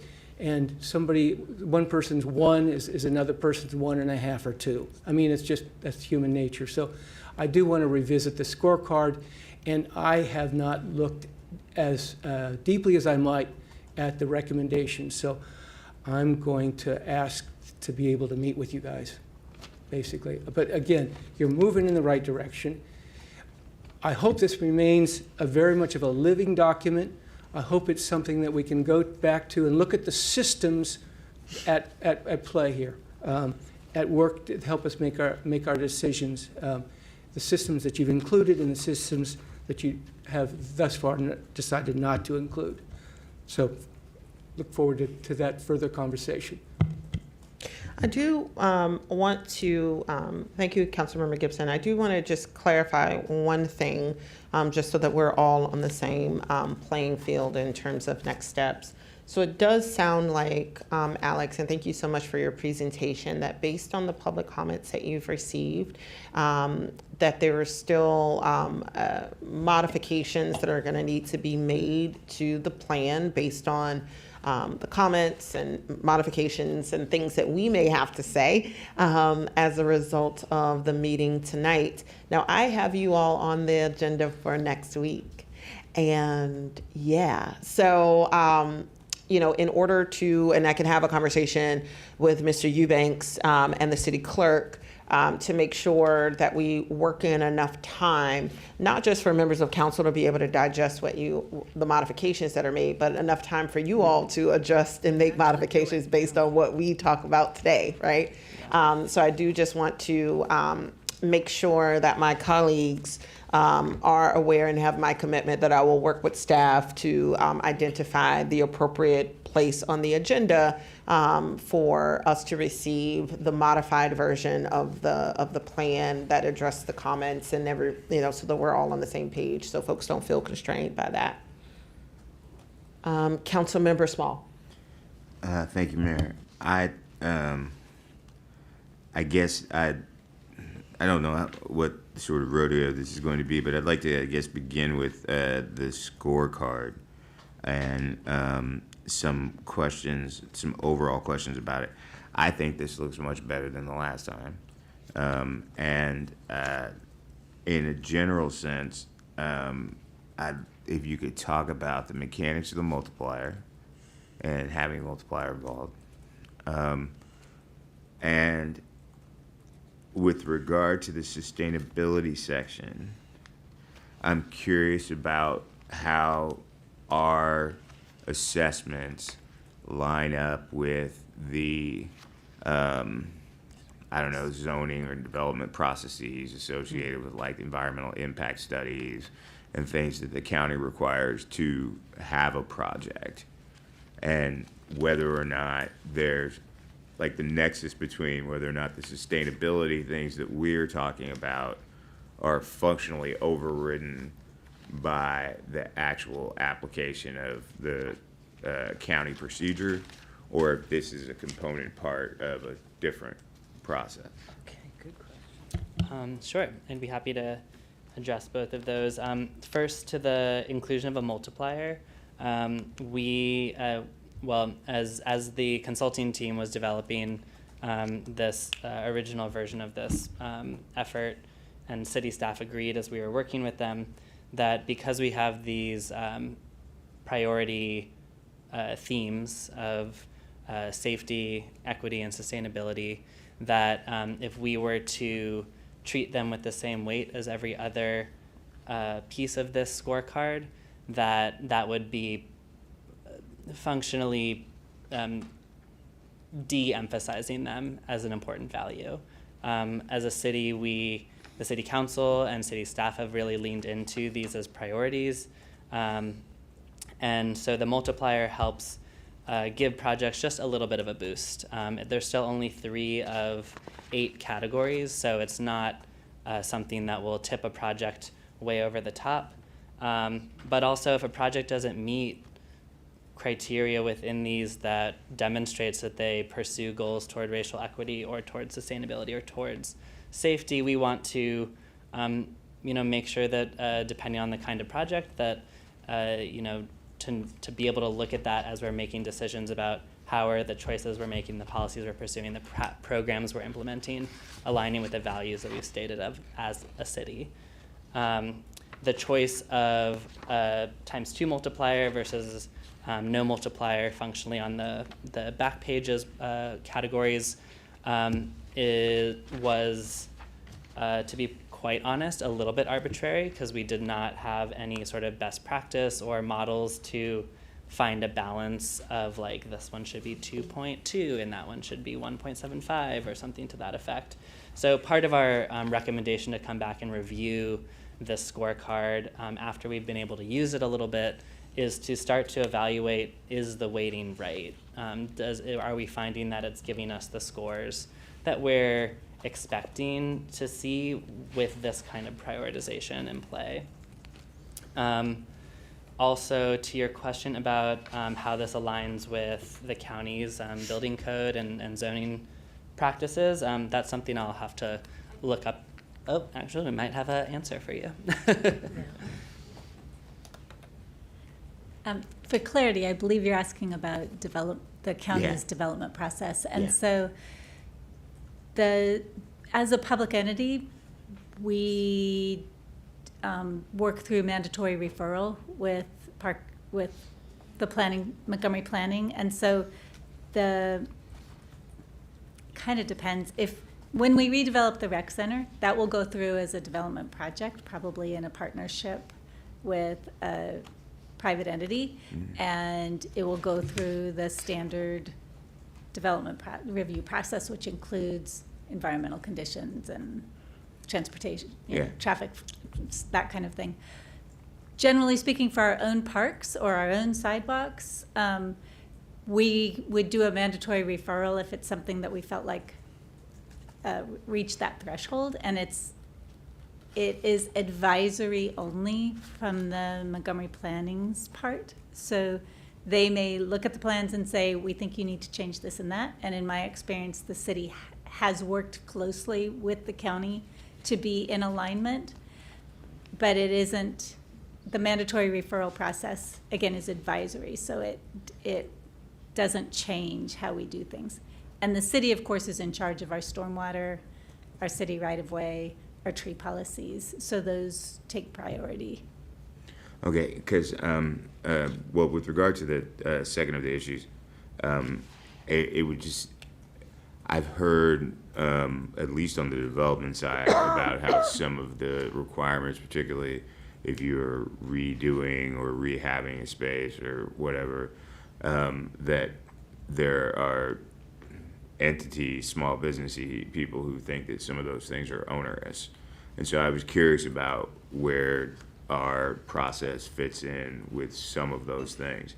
And then I guess the only other thing I would say about this is, as a comment, if you go through the suggested changes and the responses here, I'm curious about how many of these suggested changes are communication type issues with the way that the document exists, and how many of them seem to be policy areas or suggestions that are outside the purview of what the plan is.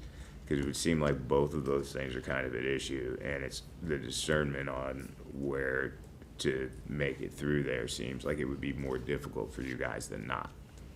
Yeah, on the list of recommendations and suggested changes that we received during public comment, and I also want to note that although this list looks really long, this represents the combined comments from about 5 people.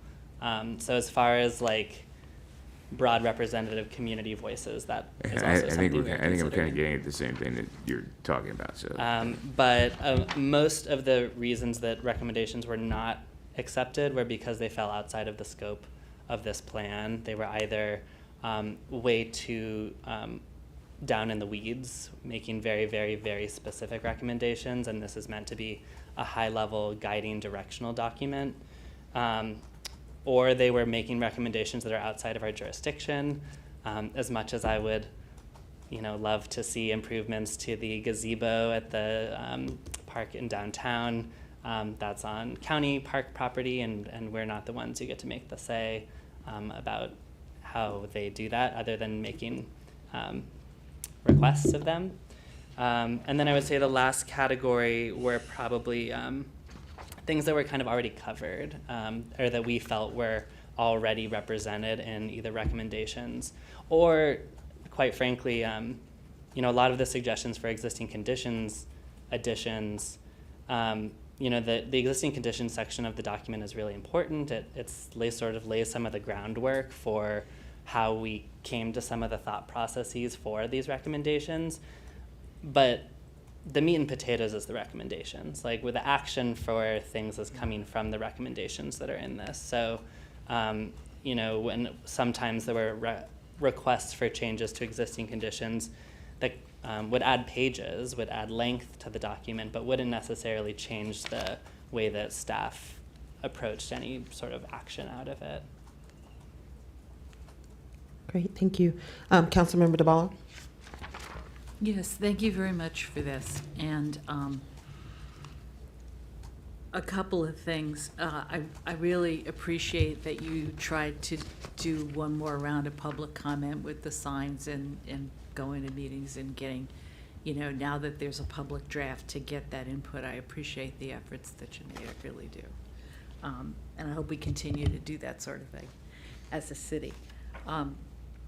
I gather that the comment table doesn't include council comments, and so my question, not line by line, but generally, how are you incorporating, how will you, since I think you haven't done it yet, incorporate the feedback you got in July, and any feedback that you might get from tonight? That would be my first question. And with that, I think for me personally, especially the recommendation section, I would really want to take another look at that before we vote. So I would appreciate not doing it next week. And I think one of the comments that was made was is there some way to prioritize the 37 recommendations? So the making them a lighter lift, a heavier lift, more or less expensive really helps. But there's still a sense of, well, are we going to do them all eventually? Or is there a sentence that you could put in there that talks of, I don't know. I'm just raising that again as a concern, because we certainly can't, staff-wise or money-wise, afford to do all of this anytime in the near future. So the question of prioritizing, I mean, maybe it's the scorecard. I don't know. That's an overarching question that I want to bring up again. And last but not least, I don't remember seeing a lot of references to other city plans, how they interact, coordinate, and I don't remember making that comment. So consider that a new comment. But yeah, the main thing for me is how are you planning to approach? Would it be helpful to sit down individually or in small groups and talk through some of the specifics, so we're not doing it tonight in front of everybody? I think one of our hopes is that tonight we're sort of bringing the draft to you all, and that the direction for us moving forward will come from a single voice from council. We drafted up a resolution text, which obviously is very much in draft mode, but sort of included a language that was like, we would adopt this document with the following changes. And then the hope would be that the sort of baseline is that if there's no comment on changes, we would include the recommended changes that we've already laid out here, as well as the edits and corrections. If there were additional changes that the full council agreed were important to include, we would put those in. But we're sort of hoping to, we have had conversations individually with council members. We've received email feedback that actually the spreadsheet includes feedback from council members, period, received since the last meeting we had, although it doesn't specifically call out the comments made during the council meeting, which were sort of referenced to when we were revisiting this. And I can, of course, go back and give a double check to make sure everything was covered. But I think our hope is that both for how to incorporate feedback moving forward, and also in thinking about prioritization of which things are picked to go when, that comes from council direction. Additionally, for this prioritization, we can, as staff, we have the things that we can identify as like easy to pick off. We've already discussed in previous meetings that things like the reworked traffic calming and sidewalk request policy, which is a recommendation, is kind of already getting worked on. But this, as you mentioned, we could not possibly do all of these in a single year, and so we're hoping that as project priorities evolve with the city council's priorities, that we get to receive some direction from you about what you would like to see done in different directions, and in the absence of that, I think staff will take this larger document as a direction as a whole, and we'll sort of like go after and pick off the things that feel like we have the ability to go after. Great, Well, thank then- you. Oh, sorry, real quick, just to follow up on Councilmember DeBala's, I think, original point. Can you remind us of the period that this plan covers? Most plans are not for a single year, but they provide the vision for a number of years. It could be a 5-year plan or a 10-year plan. Can you just remind us of the period that is going to be covered under the plan? Yes, so we haven't called out a specific period, but we plan this as a long-range plan. We hope that we'll be able to operate from this for many years to come. Some of these things will take many years to achieve, even if we started them today. So I think our staff view this as, you know, a 10, 20, 30-year plan, and less a 2, 3, 5-year plan. One comment I have is we need to make that really explicit. Really clear, yeah. Because I think that that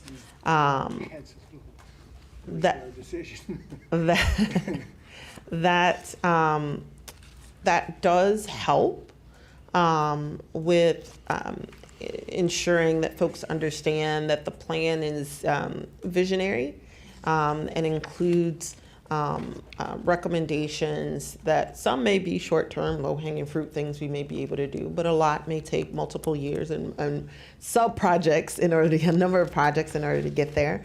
So making sure that folks understand that the plan is a multi-year thing and not something that we're going to be able to do immediately, I think would be really helpful for folks.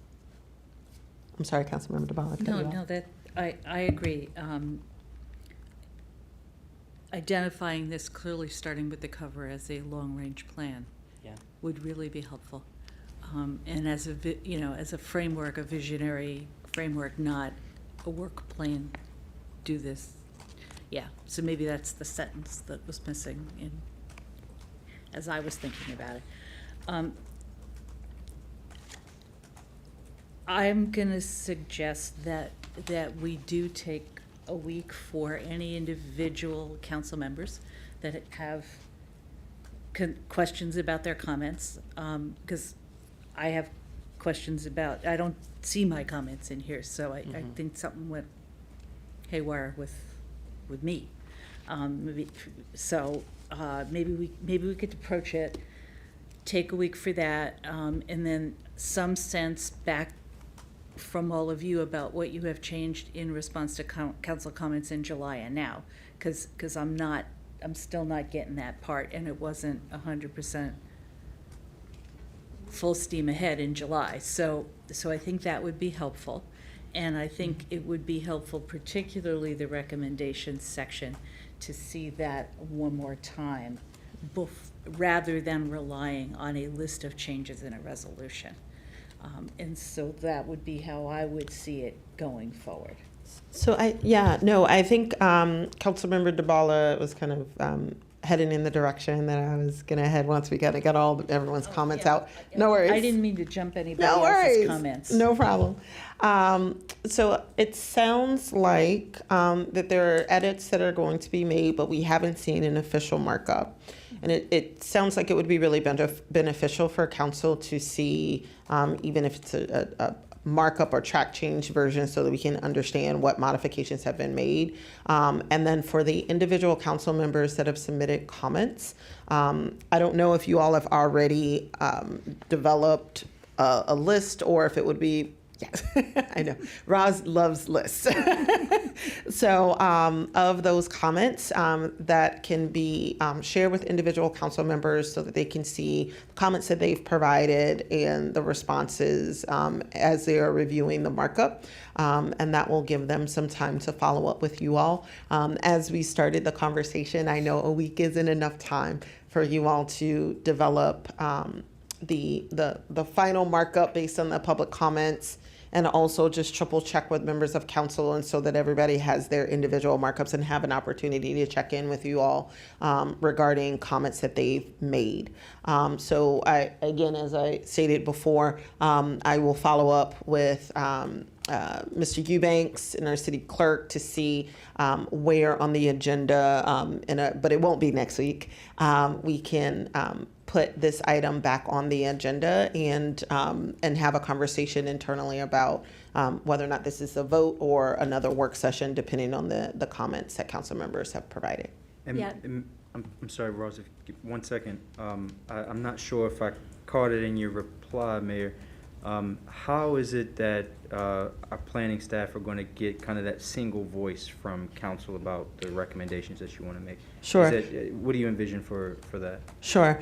I think the biggest point is for council members to see how their comments have been addressed, and those comments that haven't been addressed would need to be provided to us as a new markup. And so if there are certain things that maybe staff didn't think were appropriate to be included in the draft, but council members feel very, very strongly that it needs to be in the draft, then we would need to make sure that we're working across the aisle to reach some consensus regarding whether or not those items would need to be added to the plan. Okay. So, but I think the challenge right now is the fact that we don't have the markup, and council members are not sure exactly where and how their individual comments that were raised were addressed.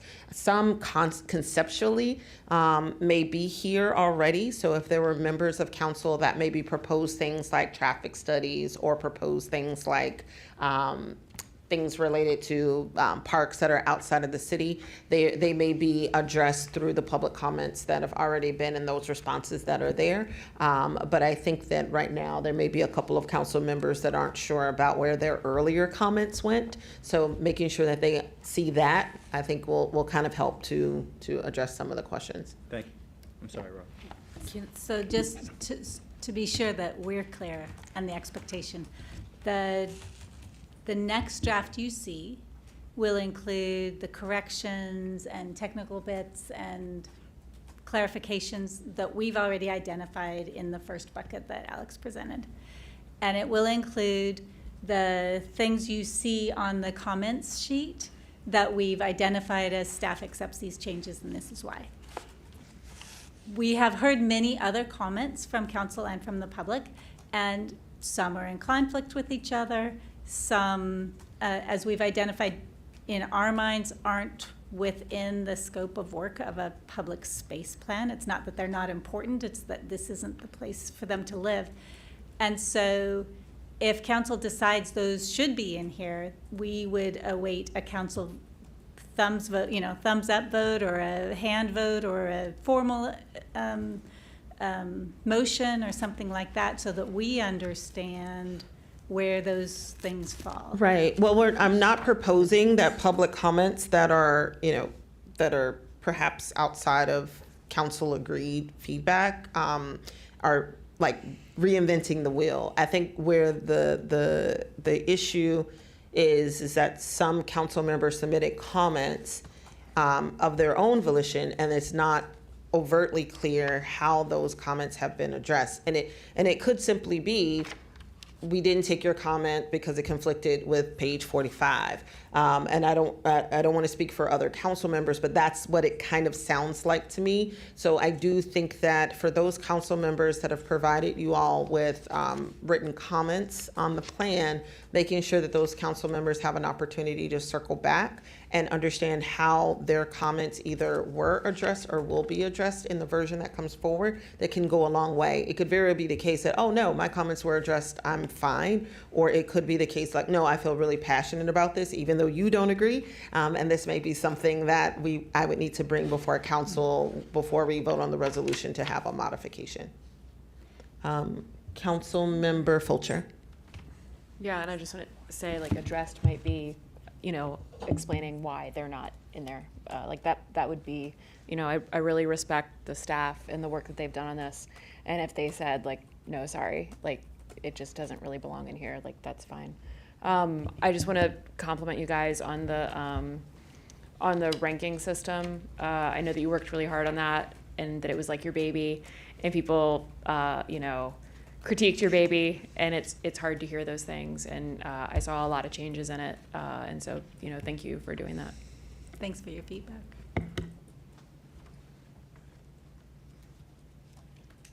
Councilmember Gibson. Yeah, so there's comments previously raised, some of which have been answered, which I might disagree with, okay? There are comments that are raised that are not addressed, and I don't know why they're not addressed. But probably even more important are looking at this new revised set. I mean, you're not your assessment of what fits, what doesn't fit, and why. I haven't had a chance to really dig into that, and so I need to look at it fresh, and see what I may have missed before. There are obviously other people brought up things, both council and non-council, that I hadn't thought about, which I think that's excellent, or that's whatever. So there will be a combination. There will necessarily be a combination of some understanding of previous comments made and the opportunity to make more additional comments, which may or may not fly. But just to say, I learned things as I read through this that I hadn't thought of that I think are kind of important. I think that's fine, Councilmember Gibson, but This is a you're long gonna. a big document But the to goal digest. is always, and I do this a lot, is to make sure that people don't review themselves to the point of never approving something, right? Or never saying something like, because it just makes staff have to keep working and working and working. But I will say that this is everyone's opportunity now that we have the public comments, and now that we have a more, and we'll receive a more finalized version of the plan, to speak now or forever hold your peace. I think that there are some aspects, and I do want to encourage colleagues, because I as Councilmember Small had mentioned before, based on some of the public comments that I've looked through, it seems like there is this sometimes disconnect where people want to throw kitchen sink things. Oh, public space, a street is a public space, so fix all the streets. But that's not what this plan is about. It's about placemaking. It's about trying to leverage space in a way that could be used and vitalized in alternative ways. So I do want to encourage members to council members to take a look at the version that we're going to receive.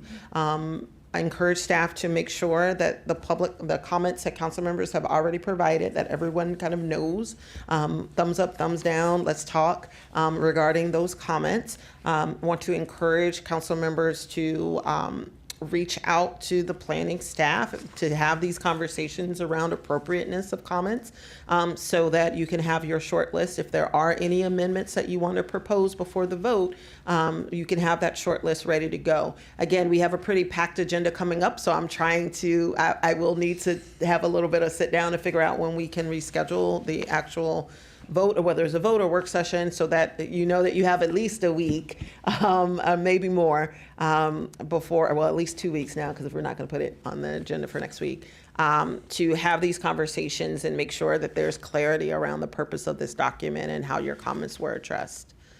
Councilmember DeBala?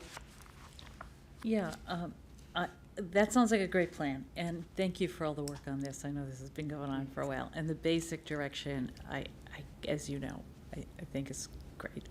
I'm just still missing the piece about how you responded to council comments, the discussion that we had in July. And so maybe you can come back with that sense of, not just, if I wanted page 37 to have an extra comma, but we had some sense that, there was talk about the scorecard. That part's been reflected. You made the changes. You've run through the examples with us individual. In small groups. You've made more changes. I get that. But then the 37 recommendations. There was some talk about that, and I'm just missing that. That part is how you see that changing before I can say what it is I do or don't like about that. So I'll stop.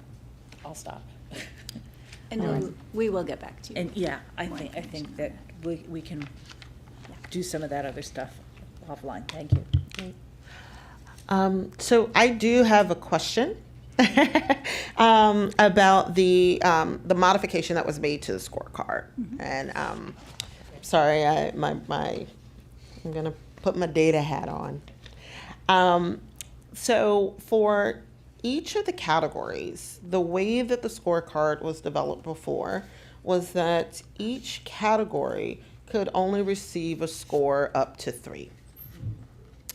But now that we have the 1, 0, -1, are we still capping it out of 3, right? So it's not the case that someone could give, let's say, safety. Yes, to all, 1, 1, 1, 1, 1. Right? So if you were to score everything as a yes, this is the best thing ever when it comes to safety, it does all of these things, that would give me a 5, 1, 2, 3, 4, 5. And so under this rubric, I would have to do the math to figure out, does that then mean it's a 3? So theoretically, if you were to have scored every sub-criteria as a 1, and it, got a score of 5, the box that it would, in the raw score box before the multiplier, it would cap out at 3. It would cap so out the at max number of points the whole category could get is still only 6 points with the multiplier. Okay. So then that would mean that the reviewer would still need to think through how this plus minus system works within the parameters of 0 to 3. So Yes. So theoretically, the score should be able to just add up each column, and maybe it's 1, 1, 0, 0, -1, and the cumulative score of that would be, well, 1, I guess. Now the quick mental math is not my strong suit. especially not at 9:42. Yeah. So that would be what theoretically the raw score would be.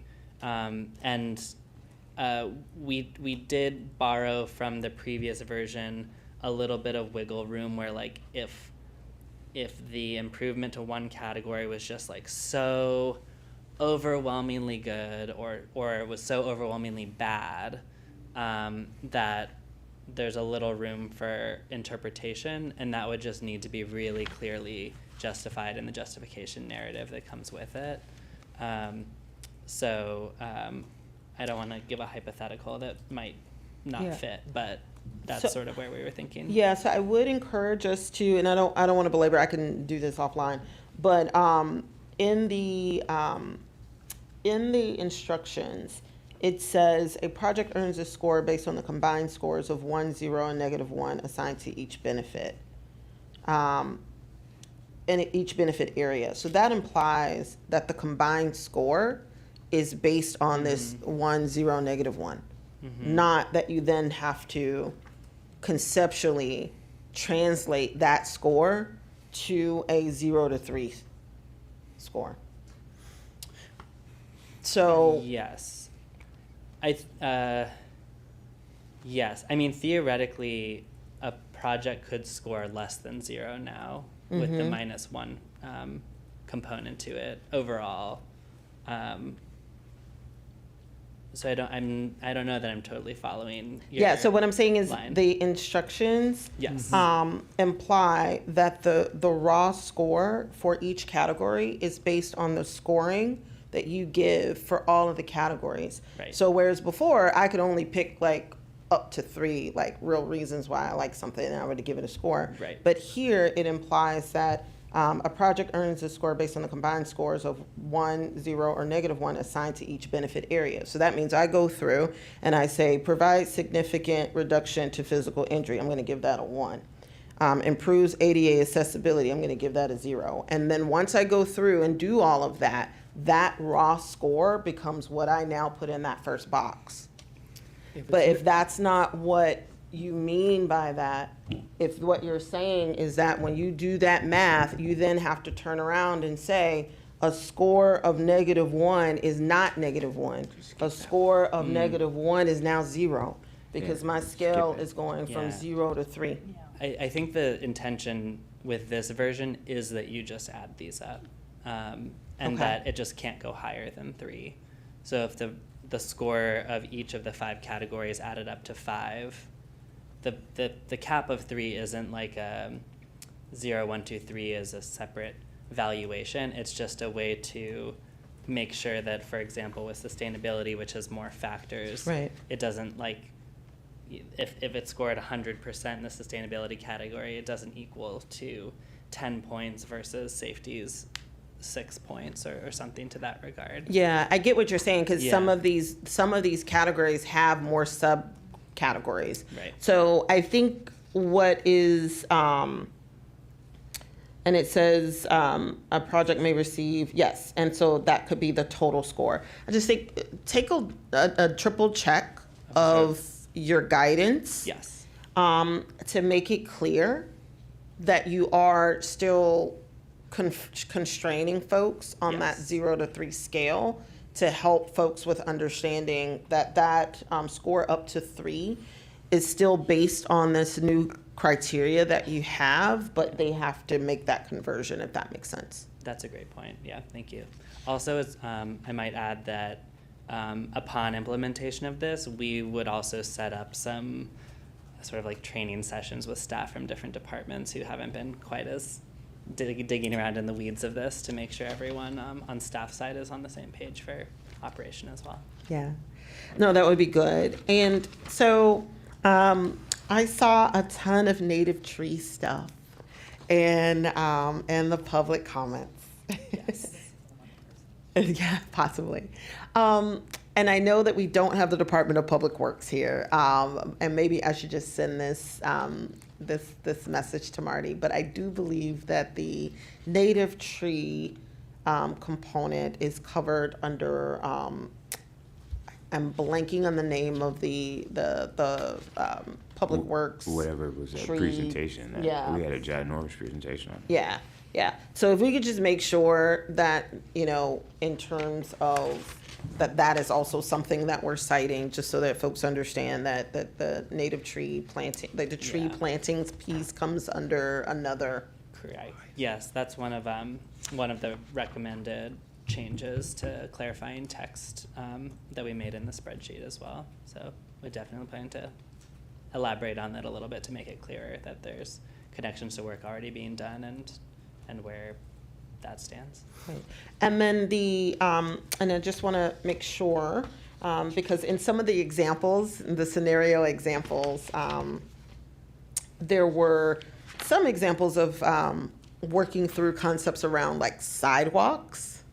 And I know that we have been talking about the Complete Safe Streets recommendations and kind of moving or trying to move away from petition-based approaches to traffic calming, sidewalks in particular. Can you speak to a little bit, and I know that we were waiting to kind of see how this would evolve, to see whether or not this might be criteria that staff could also use when identifying and making decisions around places where traffic calming can happen or sidewalks can be installed. Can you speak a little bit to the extent to which, because in my mind, I kind of see, and we've had this conversation, sidewalks, depending on what you're using that sidewalk for, can be a functional placemaking kind of thing, or it could be a sidewalk, getting people from point A to point B. Have you all had any conversations with the Director of Public Works around how things may need to be modified with this tool, or an approach that could be considered when we actually try to change this use case into something that's a little bit more like traffic calming, which may not have as many of the factors that are considered here? Yes, we have been talking with staff at the Department of Public Works. As far as how the scorecard should be used specifically to sidewalk projects, we're still sort of talking through exactly whether this makes sense. Our hope is that this would not be used for a block by block sidewalk process, first of all. that rather it sort of sets the course for the larger set of sidewalk installations, particularly when it comes to completing the sidewalk gaps in ADA accessibility and places where there just are not sidewalks. And to that point, I think that it is likely that this type of scorecard would be used for the broader project trajectory, and that the prioritization for which blocks get approached first would develop a sort of modified system that right now Public Works already has to an extent. Once that final, I think it's 13% of sidewalks are closed up, that might change the conversation about which tools are used. But to your point, like a sidewalk specifically, may meet some of these criteria a little bit differently, especially if it's in the larger context of a broader traffic calming initiative. So the short answer to your question is we are talking with Public Works. We have not 100% nailed down if and how this would be used specifically for that set of projects. Great, thank you. Councilmember Small? Thank you, Mayor. I guess I would say I appreciate the mayor's comments and assessment of some of these issues, particularly the nexus between where, traffic calming and the perceptions of streets go with the way we see public spaces. Because as it stands, we can't have a mushy area there in implementation, which we sort of established a couple of weeks ago. I made a motion, had a 3-week timeline on it. I'm looking forward to seeing some things. But I am sort of concerned.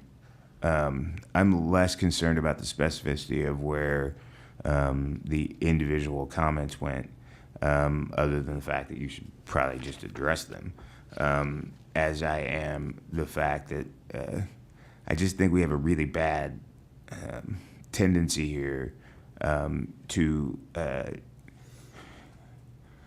do too much of this on the days and or talk about the things that we really don't know on the days instead of trying to help get to completing some policy and programming objectives. And I don't even know who I'm saying this to. I just know that, I just don't understand why it's so late and we're talking about this and we have to listen to people in the manner in which we do. So I just apologize, and particularly since I'm supposed to be the big bad ogre anti-staff guy, and I just find this to be a little much. And so I just wanted to tell you guys I appreciate it, and I am looking forward to my actual work really soon. You got a week, so rock on. Thank you, Councilmember Small. Councilmember Gibson. I just wanted to ask a little bit more about on the scorecard. What does justification mean? How do you envision that? It looks like that you can give extra points or reduce points with justification to use. I presumed, I maybe incorrectly, that everything that all the scores will there. Behind the score, there is justification, regardless of whether it's extra to it. But could you explain what is underneath? What do you mean by justification, and what is underneath a score? If we get something from the staff, there's a score here, and presumably we would see where these prompts or sub-criteria, we would see where the consensus was, correct? Correct. But I guess the thing is that it? Or is there some more justification, more rationale, more analysis, frankly? Because I'll just make a point. The difference between, say, significant reduction in risk of physical injury versus improved visibility, these are not all of equal value, necessarily. But we're treating them as if they are. So could you go into the justification area. Yeah, so when I say justification narrative, that would go along with this, which is something that was pretty explicitly asked of us to develop. I mean that for every box that is checked, we would item by item go through and as staff explain what were the data that backed it up, what were the assumptions that backed it up if it requires a little bit mushier of an assumption, what additional analysis was done to get us to that point. You know, it's quite possible, and part of the reason we propose having staff from different relevant departments also participate is that as we were running the scenarios with council members and with staff, it became very evident very quickly that people coming from different perspectives sometimes look at this list with different eyes. And so bringing together 3 separately scored scorecards and having a discussion for us as staff to come to a consensus score, we felt was a way to level set for different assumptions, but also to make sure that if we were presenting something that it was backed up by a rationale that we could stand behind as a staff. So the justification narrative that is, you know, in a very loose template here would have item by item examples of where something was perceived to be a benefit or a negative. And also it was brought up that in conversations with city council members that sometimes there may be broader considerations that just don't quite fit here, such as whether or not to remove parking in a project could have very different sticky issues depending on where it is, depending on who's impacted by it, depending on what the goal is. If is the goal reducing car dependence, is the goal adding space for, you know, local retail districts. There's a lot of different perspectives that one can bring, and that's not something that can be easily batched up into a scorecard, which is part of why we also want to make it really, really clear that, like, the scorecard is not the final stamp of approval or disapproval for a project. It's just one of the tools to help council members and staff really dig into the ramifications of a project and be able to say, you know, we're pursuing this because we understand these things to be some of the impacts. And then council gets to decide, are those impacts acceptable or not? And that, you know, it is something to, you know, it might score all 33 points, but the city council might not deem it to be a priority project. It might score 5 points and deem it to be a project worthy of going forward. It's just a tool to help in the conversation. Alex, thank you. I just want to say that absolutely what you said, that the justification is going to be item by item. I'm less frankly, if we didn't have that kind of transparency about the evidence behind these scores, then I wouldn't vote for it. That has to be very, very explicit, very open, and that we're not driven by numbers, but we're driven by evidence. Okay, thank you, Councilmember Gibson. All right, so it's 10 o'clock, and we're gonna allow for Alex to get out of the hot seat. So just as a reminder for colleagues, we will receive a markup version of the public space management plan. If you, each council member that have sent in comments will receive an update regarding the status of their comments and how they were addressed in the document. I want to encourage for staff, for council members who have questions regarding the plan and how prior comments were addressed, to please follow up with staff beforehand. And if you have any additional modifications to the plan, please let me know. I will be working with staff to get this item back on the agenda. Thank you. Thank you, Council. All right, so we will give folks a quick, can we make it a 7-minute break? I know you're gonna take 10, but I'm gonna make it 7.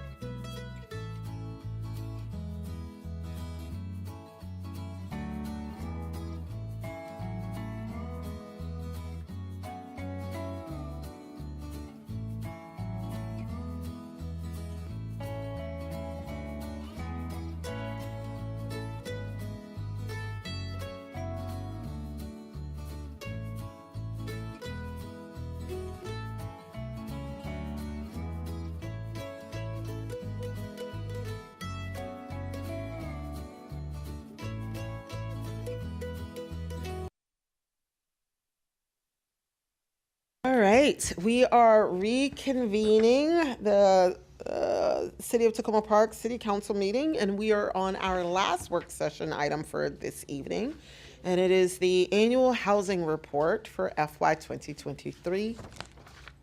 And with that, I will turn things over to our acting Housing and Community Development Department Director, Mr. Ira Keller. Madam Mayor, members of council, Ira Keller, Acting Director, Housing and Community Development. I'm honored tonight to introduce Devin McNally, our Housing Manager, and the presentation of our fiscal year 2023 annual housing report. Since Mr. McNally joined the HCD team last fall, he and his team have worked tirelessly to foster a division that is both responsive to the immediate needs of the city's tenants and landlords, while also planning for the future needs and opportunities in our community. In his presentation tonight, Mr. McNally will give you an overview of both the internal and external accomplishments and the plans for his division. Without stealing any of his thunder, I wanted to take a few minutes to just give you a broad overview of some of the key housing policy and program ideas that HCD will be focused on over the coming years. The City of Tacoma Park has one of the most unique housing environments in the country. As you will see in the presentation, the city simultaneously has a healthy market for single-family homes coupled with some of the lowest market rents in the DC metropolitan region. As a point of reference here, our median rent in the city, as you'll see in the presentation, is approximately $1,200, 2/3 of the median rent for the entire county. Additionally, while housing production in Montgomery County and the region has steadily grown, the city has seen almost no new housing construction for the past 30 years. Per census data, the share of houses constructed since 1980 in Montgomery County, 50%. In Tacoma Park, 10%. Since 2000, those numbers are 18% and 3%. The city should rightfully be extremely proud of the impact of our housing policies. Over the past 4 decades, the city's rent stabilization and accompanying landlord-tenant policies have allowed thousands of new families, including many immigrant and minority communities, to affordably live in Tacoma Park. However, affordability comes with trade-offs. It is only one component of a quality, stable housing market that provides opportunities for residents to not just live, but grow wealth in our city. I encourage you to listen to Devin's presentation with an ear towards how our city's financial weight and policies can positively impact these 2 questions. 1, how do we incentivize rehabilitation of our existing, overwhelmingly affordable housing stock? 2, how do we encourage the creation of new housing units within the city? The eventual answers to both these questions will require creative financial incentives, new city policies, and strong partnerships with other government stakeholders. The HCD team is excited to use this presentation as our jumping off point to begin that conversation with council and the community, and look forward to working together to make Tacoma Park a livable community for current and future residents. And with that, I'll turn it over to Mr. McNally.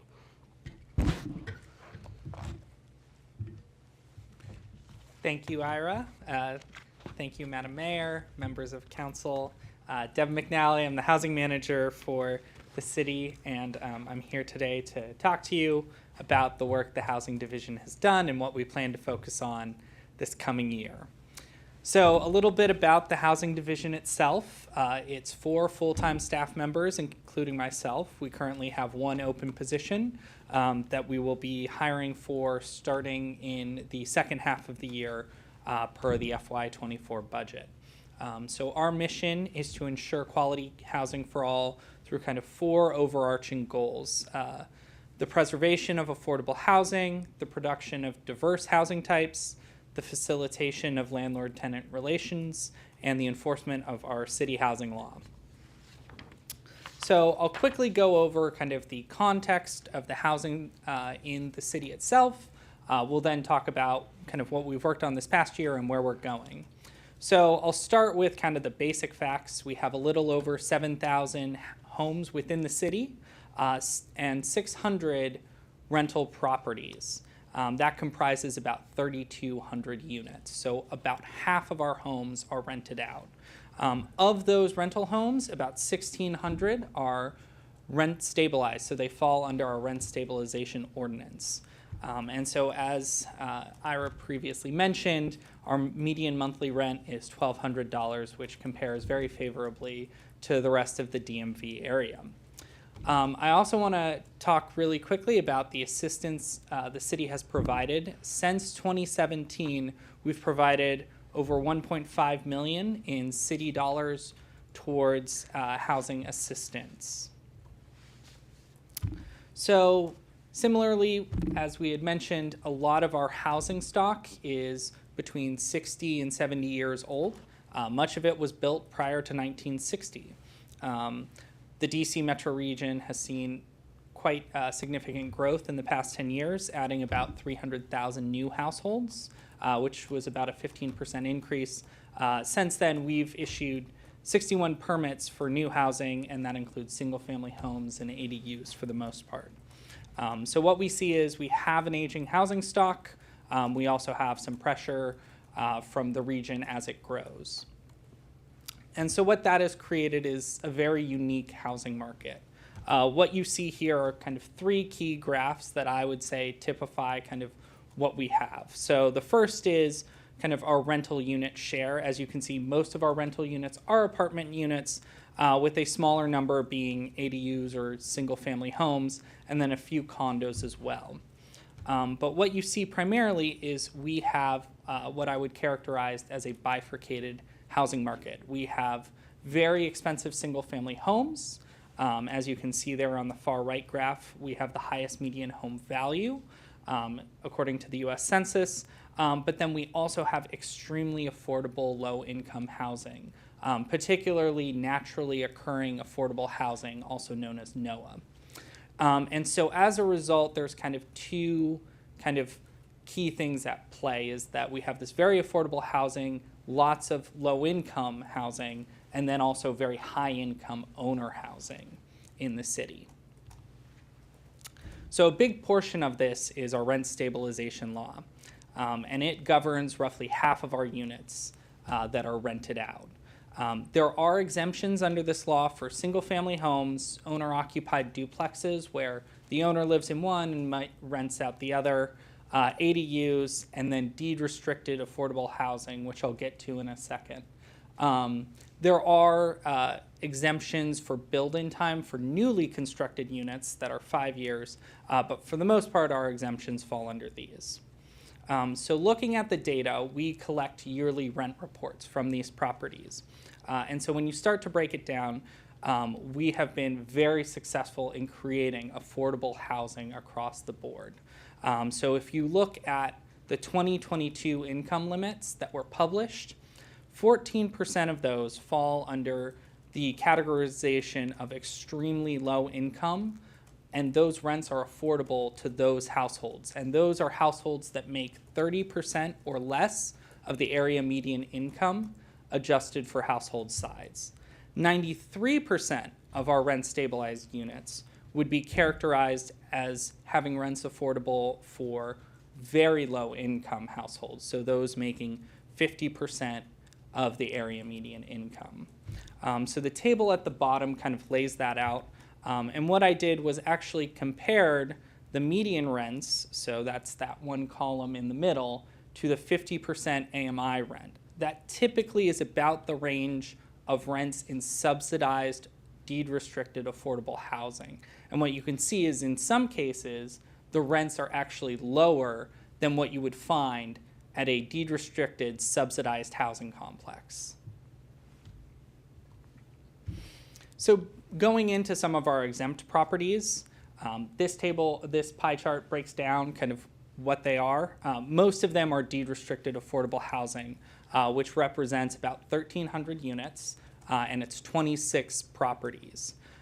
These housing properties have an agreement with either the county, state, or federal government to provide units at specified rents affordable to certain income levels. There are different ways that it gets set up, but essentially they have a long-term agreement, running usually anywhere from 30 to about 55 years is what we generally see. Almost all of these are owned by nonprofit or affordable housing entities. So the biggest in the city are Montgomery Housing Partnership, which owns several properties around 500 units, Victory Housing, which owns the Victory Tower Senior Complex on Carroll Avenue, the Housing Opportunities Commission, which is the county's public housing authority, and then Coalition Homes, which operates a few permanent supportive housing complexes. So one of the big pieces that I've talked about in the aging properties is housing quality and reinvestment. So we have a contract with the county code enforcement. They do our annual and biannual inspections, and they also respond to code enforcement complaints. And they're one of the major tools that we use to address housing quality. In the past year, on average, when they've gone out for an inspection, they've found about 14 property maintenance violations. Generally speaking, these involve wall repair, painting, window replacement, bathroom repairs, or kitchen repairs, kind of things that keep the unit operatable and habitable over time. What we occasionally see are the more large-scale building systems that fail. With 60 and 70-year-old buildings, while the exteriors, the shells of the buildings, as well as the foundations, have long lifespans, typically the systems in the building, the heating, the cooling, water, electricity, have lifespans between 20 and 50 years. And so over time, these systems, even when they're well maintained, will tend to fail. And so that becomes more and more expensive as the building ages because parts get changed over time. There are different building practices. And so it becomes more and more difficult to keep these buildings the way they are without substantial retrofits. So kind of taking that all in, I wanted to really quickly kind of frame up how we view these just general buildings and kind of 3 guidelines that we're looking at for each. So we have the world of large multifamily buildings, our smaller scale multifamily buildings, and then what I would call our low residential buildings. For our large scale, our goal is the maintenance of existing subsidized affordable housing. And so encouraging investments in end-of-life cycle building systems. Generally, the best time to have these conversations is when that building is ending its tax credit or affordable housing deed restriction, because that is when they are looking for new funding. And that's when we are able to sit at the table with other government agencies, such as the county and the state, and talk about extending the life of that building, what that additional affordability restrictions will be. We also want to incentivize innovative infill opportunities. And what I mean by that is when we add new units, how do we grow smart? How do we take advantage of maybe some parcel or parcels that have not been developed, or maybe there's some room for some additional units, but how do we do it within the context that already exists on the ground and also make it neighborhood sensitive? So in cases of, for example, commercial opportunities, how do we get in neighborhood serving services? How do we get units that fit the context of the neighborhood? We also have the smaller scale multifamily. In that one, we really want to incentivize investments in green building systems. For our large scale buildings, they're covered under the county's building energy performance standards, also known as BEPS. For our smaller scale buildings, they aren't, so we want to incentivize when they have to do these retrofits that they consider climate solutions as part of that retrofit. We also want to work to provide technical assistance and best practices to these smaller scale buildings. Many times they're operated by mom and pop. It might be a family that has owned it for a few years. We want to make sure that they are running it to the best of their ability. And then also thinking about tenant purchase through our tenant opportunity to purchase law. For our kind of single family duplex buildings, thinking more about how can we connect homeowners with county and state programs, knowing that the city doesn't have all of the solutions. So that would include, for example, the homeowner tax credit. That would also include programs like Montgomery County Electrify, and other programs that do exist out there. Thinking about ways to allow for multi-generational housing, so parents or children coming back from college maybe, that sort of thing, and then also fostering low and moderate income home ownership opportunities. So with all that out of the way, I'll start in on our past year and what we've done so far. And I'm really excited about the work that our team has put in, particularly in meeting kind of the challenges that I know coming in, we had one staff member when we started this past fiscal year, and so now we're back up to 3. But some of our successes, I'll start with home ownership. We had a closing on a 15-unit apartment at 112 Lee Avenue, and this is where the tenants were able to purchase their building, and they have now formed a limited equity co-op. And so that purchase was done back in October.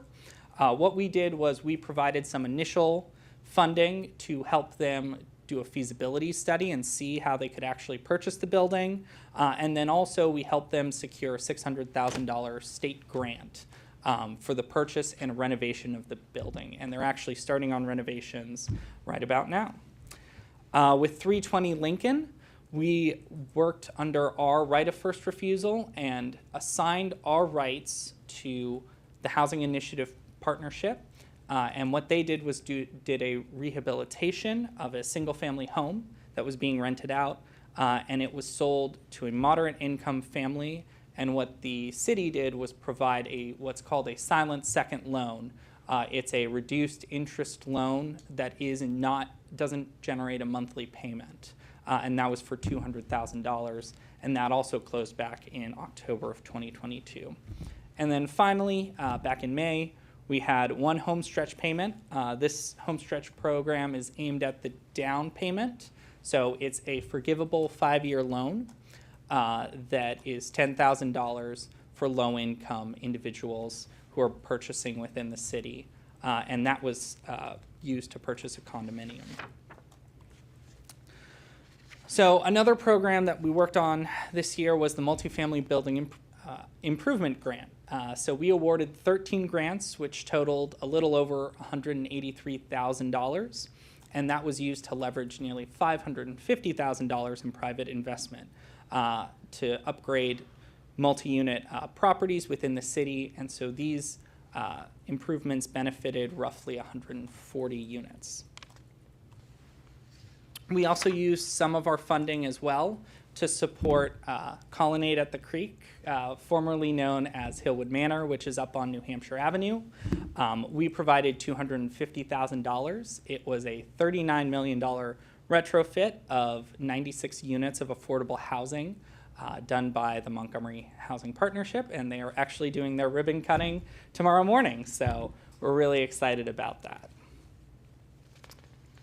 So breaking this all down, what we have done kind of is, in this chart, is kind of where has that money gone? So about 20% goes directly to households, 26% has been rehabilitation funding, and then a little over half has gone for home ownership assistance. And generally, when we've spent $1, we've gotten about $5 in private funding leveraged. I want to talk a little bit, and we'll talk a little bit more about this, about our direct assistance. Part of that includes our eviction prevention program. And so what we did was we went back and, when possible, tried to survey the tenants. And of the tenants we were able to survey, 100% that we assisted were still in their homes 3 months afterwards. And only 1 in 4 of those had existing back rent. So 75% of the people that we assisted were able to get on and were having no issues after that. So it's very critical in helping people kind of stay in place and actually kind of help them rebound. So that's a perfect time to talk a little bit about our landlord-tenant work, which is our day-to-day bread and butter. Over the past year, we answered 833 public inquiries is what we call that, and that could be a tenant coming in who has an issue with a landlord who has an issue with a tenant, or even a property manager trying to understand the rules. And so this can range from a 15 to 20-minute phone call to some cases which last for weeks into several months, depending on the nature of the issue. And so as part of that, we gave out $159,000 in direct emergency rental assistance and then $42,000 in other emergency assistance. So this includes assistance with utility bills, medical bills, that sort of thing. And we assisted in total 66 households. Just this past year.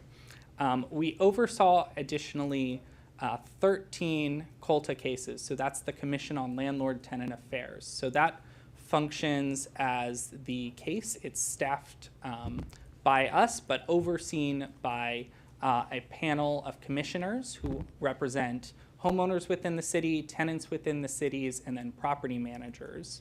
And they sit and decide on cases ranging from retaliatory evictions to security deposits. Now that number up there is wrong. It needed to get updated. But I can tell you that with our landlord-tenant mediation work and the COLTA cases, we were able to return about $10,700 back to tenants this past year. So that was what we did last year. So this is going to focus a little bit on where we're going. So the FY 2024 work plan kind of broadly is categorized under those 4 goals. So preservation, production, community outreach, and housing law. And these programs kind of address different items within those. And so I'm going to take the time to kind of highlight a few of those. So the first one is our Tenants to Owners program. This is funded through a state grant that we received, and it has 2 kind of pieces to it. First is funding to allow tenant associations or tenant groups to get expert help to study the feasibility of purchasing their building from their current owner. And then the second is financial assistance for actually purchasing that building. So we now have the phase 1 application, so that's the technical assistance funding live. And so anyone can go and apply. And we also held bilingual webinars in August and also sent out flyers in both Spanish and Amharic, as well as English, to about 500 rental units in the city that we thought were good candidates, who lived at properties that we thought were good candidates for the program. So we're really hoping that we get a few interested. We definitely encourage anyone who's interested to reach out to the housing staff and have a conversation, because we want to be partners in this and spend that money. We also have our multifamily building improvement grant program.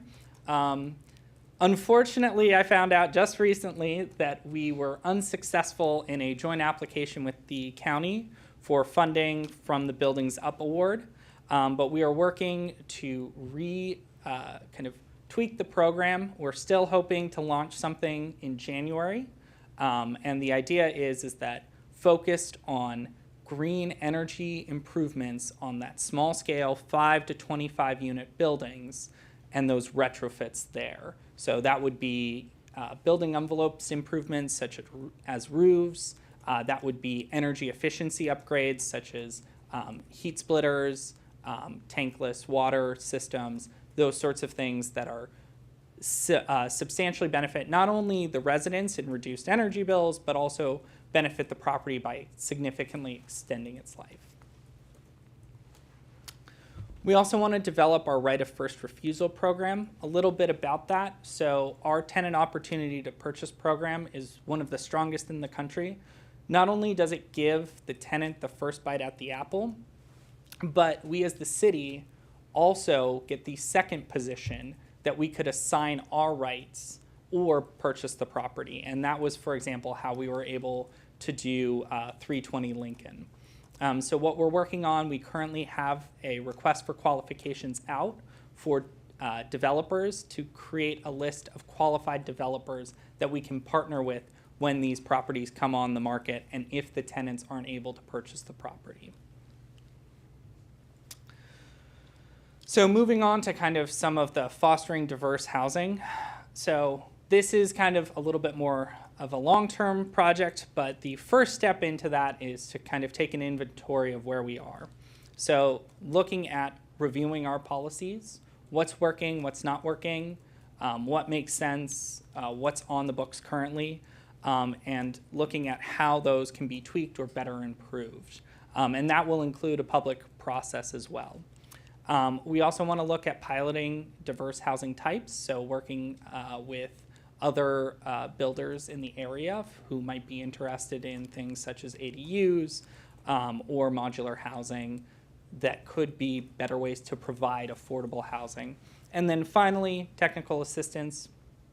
We want to sit down with developers and be upfront about what works in the context of Tacoma Park, what builders are good quality builders who can bring good homes into the city. Modular housing is housing. It can also be interchangeable with manufactured housing. And so it is substantially constructed in a factory setting and then brought on site to be assembled.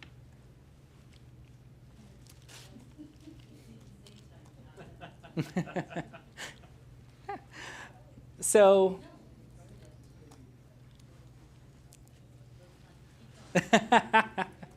no problem. So this leads into our community outreach work. And I know it's one slide here, but it's a big part of what we do. So one piece of it is connecting our tenant associations. We've got 5 in the city currently to share experiences and empower our residents. What works in one building, how they approach a certain situation. So how do we build a network of renters in the city? Another big piece of this is updating the housing website in conjunction with the new website that's coming out. The idea being that we want as much information as easily accessible as possible 24/7. We have a great staff. They're always ready to answer questions, but there's always a limit to how many questions we can answer at once. So as much as possible, getting those answers out there.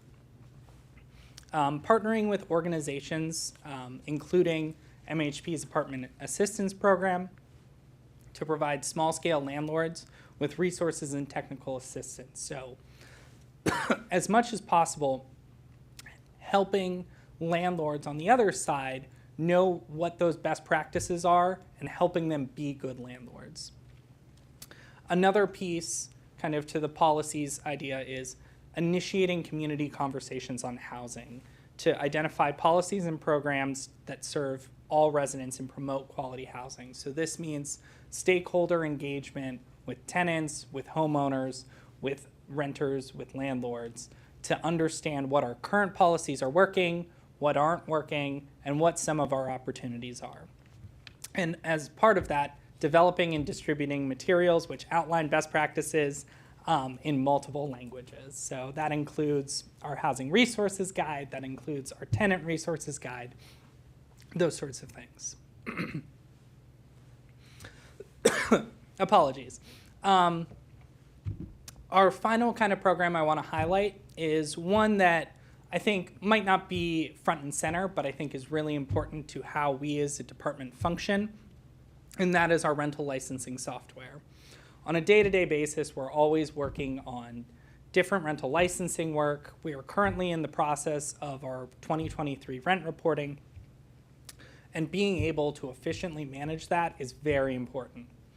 And so last spring, we brought forward a contract procurement with GovOS for a new updated cloud-based system.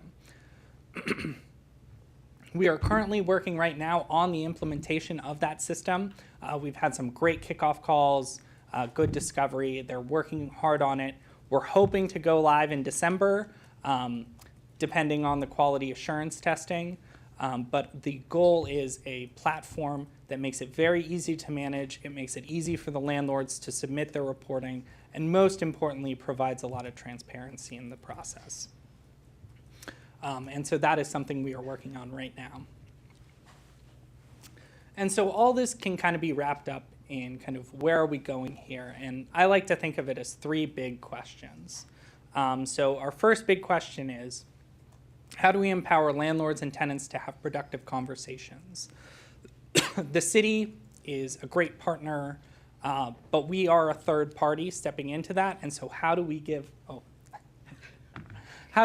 everyone the tools needed to successfully have those conversations?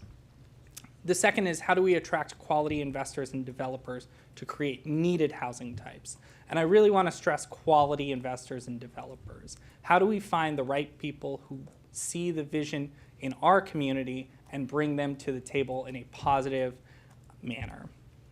And then finally, how do we provide a pathway to improved housing opportunities for existing Takoma Park tenants and homeowners? So that could be a family that's renting and they want to buy their first place. That could be an aging couple who are looking to downsize but stay in Takoma Park. How do we meet those sorts of needs as people grow in this community? And so that's kind of how we're going to be approaching these questions as we go forward. So I like to say right now we're building that foundation that we're going to have our housing policy stack upon. So with that, thank you, and I'm happy to answer any questions. Great. Councilmember Honzak. I just want to start with a great big thank you. This was I've been excited to have this session, and this was really wonderful, but it's late. So thanks. So 2 thank yous. One is thank you so much for preventing evictions in my neighborhood. Your partnership has been incredible. Watching the lives of a few people in my neighborhood that you and I and others working, but especially your team working closely with my residents and me, was a really beautiful experience to see someone's life transformed and them staying with us. And I also wanted to tell you that the resource guides that you guys published, those nice handy cards, I've been testing the waters on what gets taken from in front of my home that I put up the box. They're a hot item. So that's a good sign, just saying, because that's really close to where people live in some of our most affordable units. So a couple of questions. I'm going to load them all together and just pick and choose, and please don't try to be comprehensive in your answers. 1, small landlords. You talked about MHP's Apartment Assistance Program. I think you know that small landlords have been on my radar from the very beginning. You touched on it here tonight. If you could just say a few words about what you think is on offer for them over the next 6 months or so, I'd be really grateful, because I've been pressed a lot on that question, and I know we've exchanged some emails. 2, are you planning on anything specific over the coming year or within the plan on missing middle housing related to the transformation of single-family lots, to making it easier to construct duplexes and triplexes, and besides just the ADU law? 3, and this one is more of a rhetorical question. I definitely don't want you to speak deeply on this, but I just want to throw it out there. You haven't really mentioned how the landscape is changing with the new rent stabilization laws passed in the county. I'd just like to hear a few words, if you have, on how you think that's going to massively, potentially change things here and how we might need to pivot. Thank you. Yeah, so I'll start with the landlords. In the next 6 months, what they can look forward to is, first of all, and I know some of them are very much looking forward to this, is a sit down, whether it's a town hall style event or focus group. We haven't quite figured it out, but they are part of that community conversations on housing, and getting a sense of what their pulse is. I know that we are working right now also on an updated landlord-tenant handbook, and so that'll be a piece there. I know that tenants look for it, but it also provides tips for landlords as well, and also gives them a good sense of kind of what the rules of the road are. So those are some immediate kind of next 6 months sort of projects. With Missing Middle, we are right now working on a duplex with Habitat for Humanity up on Garland. We're hoping to get that done and squared away any day now. I know that we're having some conversations with Habitat about the closing, so I'm starting to feel good about it. But that is a good pilot because that was a single-family home, and it now was subdivided in two, and it is going to be a duplex. The county does control land use decisions, and zoning, so we have to follow those rules. But when it is allowed, I think this is a good pilot project that we can learn a lot from. I think the county's learned a lot from it and how that process works, because they haven't had a lot of those, and how it can be done well and fit in with the community. With county, Can I interrupt that real Yeah. quick? Can you just say like one sentence? Was it burdensome administratively just to get to the point of getting it approved at the beginning? And if that's a difficult thing to answer, we can table that. I'm just I curious. think a lot was learned. So let's go with that answer. Okay, thank you. yeah. That probably gives me my. In terms of county rent stabilization, we're interested to see what the county comes up with. I will say the city has our own rent stabilization law, and that will override. And so that will continue to be the law in Tacoma Park. Councilmember DeBala? Thank you. That was very, very informative. You didn't mention the city housing fund, so I'll just mention it quickly because we have one, and granted, we're not depositing a lot, but it made, for example, the Hillwood Manor project, the city's contribution possible. So thank you for keeping track of that. I'd like to hear a little more about a question that you both touched on, and that has come up also in the minor master plan discussion. Plans for protecting current renters and improving the quality and efficiency of current buildings. So we have the one program that we've designed that we're trying to get money for, great. But the bigger question of, do we need to do something more legislatively? Do we need to expand on some other efforts that or continue other efforts that we've had in previous years to focus on the quality of the buildings?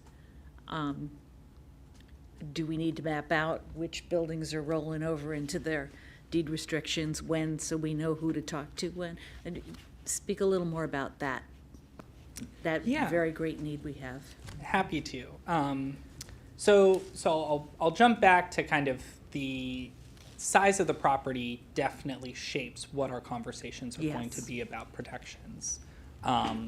Large multifamily properties, so I'm talking about ones that are 50 plus units, those conversations generally will occur as those units reach the end of their deed restriction periods.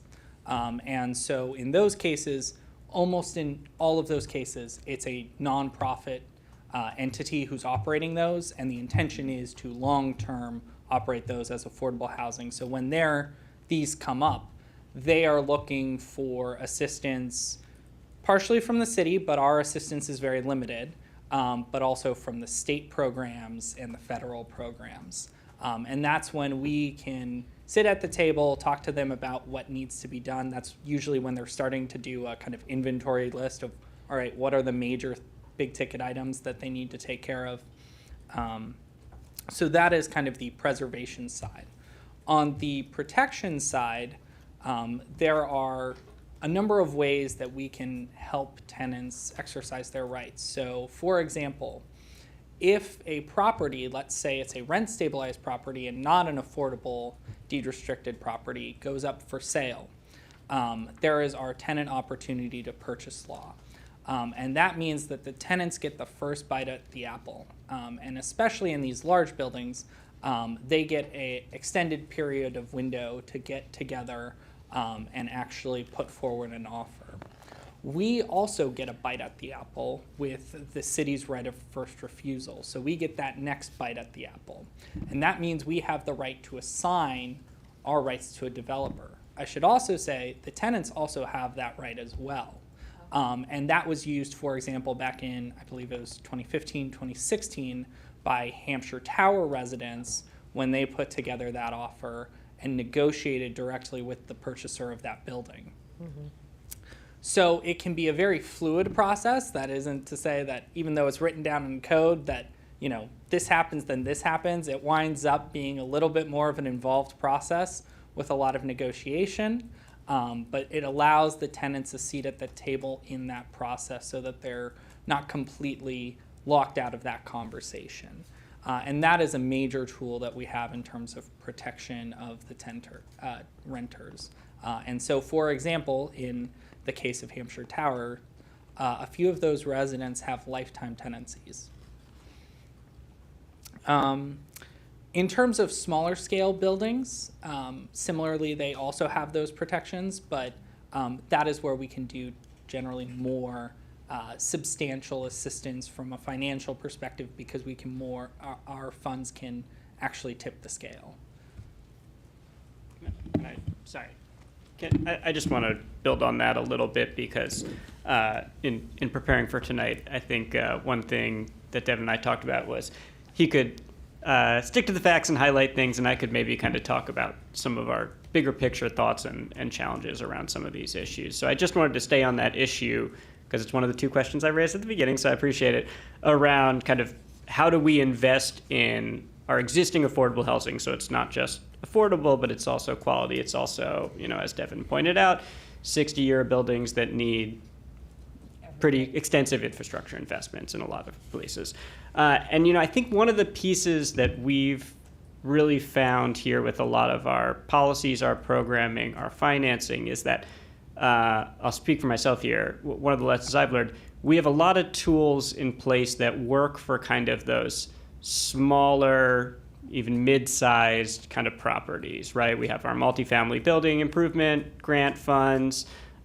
We have tenant opportunity to purchase. We have a lot of things that we can kind of potentially bring to the table that might tip the scales when someone's thinking about making an investment in their property, right? And we often think about these investments on our side in terms of kind of the but-for question, right? If it wasn't for, is the city's money or is the city's process kind of putting someone over the edge in terms of making a project feasible, making it financially attainable, right? There is a challenge that I think we haven't quite figured out with kind of how do we address the bigger multifamily properties and what is our but-for in those situations. And I think Hillwood Manor, Colony on the Creek is a great example of this, right? Because we contributed, as you mentioned, $250,000 to that project, which is a big chunk of money for us, right? That was, you know, half of our ARPA annual housing support fund, right? Half of the multifamily building improvement funds that we have for this year, right? We contribute $250,000 to a $39 million project, right? So at the end of the day, $250,000 is a lot for us. Nothing. Does it pass the but-for test? You know, it's nice to be a part of that, right? And certainly, as we'll see tomorrow, you know, it's very important for the project. But at the end of the day, what are our points of opportunity for engaging those property owners, right? As Devin mentioned, kind of that recertification point for a deed restricted property is a great opportunity because they're looking for recertification. Part of that, they have to make some investments in their property. It's one of our opportunities. But the other part is, what other government stakeholders are we bringing to the table? Are we matching, you know, agreeing to match funds with us so that our $250,000 can become a number that is meaningful and impactful for a project and for someone to say, now this is feasible for me to go in and do whatever I need to do, right? So just wanted to kind of extrapolate on that a little bit. Thank you for letting me. Thank you. Councilmember Siemens, I saw your hand. Thank you, Mayor. And I just want to talk a little bit about the what got us into having buildings that are older buildings, but they have some serious infrastructure problems. As you know, I've been on the council for a long time, and I've kind of watched this. And in retrospect, I can tell you my opinion about, you know, why we're in this situation, and it has to do with the landlords, the building owners, let's talk about a building that is a good example about how the rent stabilization has worked, and that would be the Deauville Apartments, 7520 Maple Avenue. And they've maintained that building very well and haven't gotten into serious infrastructure problems in that building. Again, because it has a owner that was responsible and was able to save his money to make the modifications and the improvements, and had made the improvements before they were created a bad living environment. But there are other landlords who have taken the money from their rents and did not save that to reinvest in the building. And I think the shortcoming of the city during these years has been that although we have housing inspections where inspectors go in and check the units, we don't really look at the major systems and evaluate them not just on their functionality but also on their age. So that's one piece, is that we don't really know that the owner has created a problem by not maintaining the equipment, but we find out about it when things fail. And then the other thing is, you talked about best practices for landlords, and certainly one of the best practices is to be socking some money away to be able to pay for the major systems when the time comes. In my opinion, if we are to keep rent stabilization as it is now, we have to address those two issues. One is we need to be paying attention to those systems so that we can require things to be done. And we also need to have some assurance from the owners that they're going to be able to afford those repairs when necessary. And that was more of a monologue than a question. I don't expect to hear agreement or disagreement with me at this time.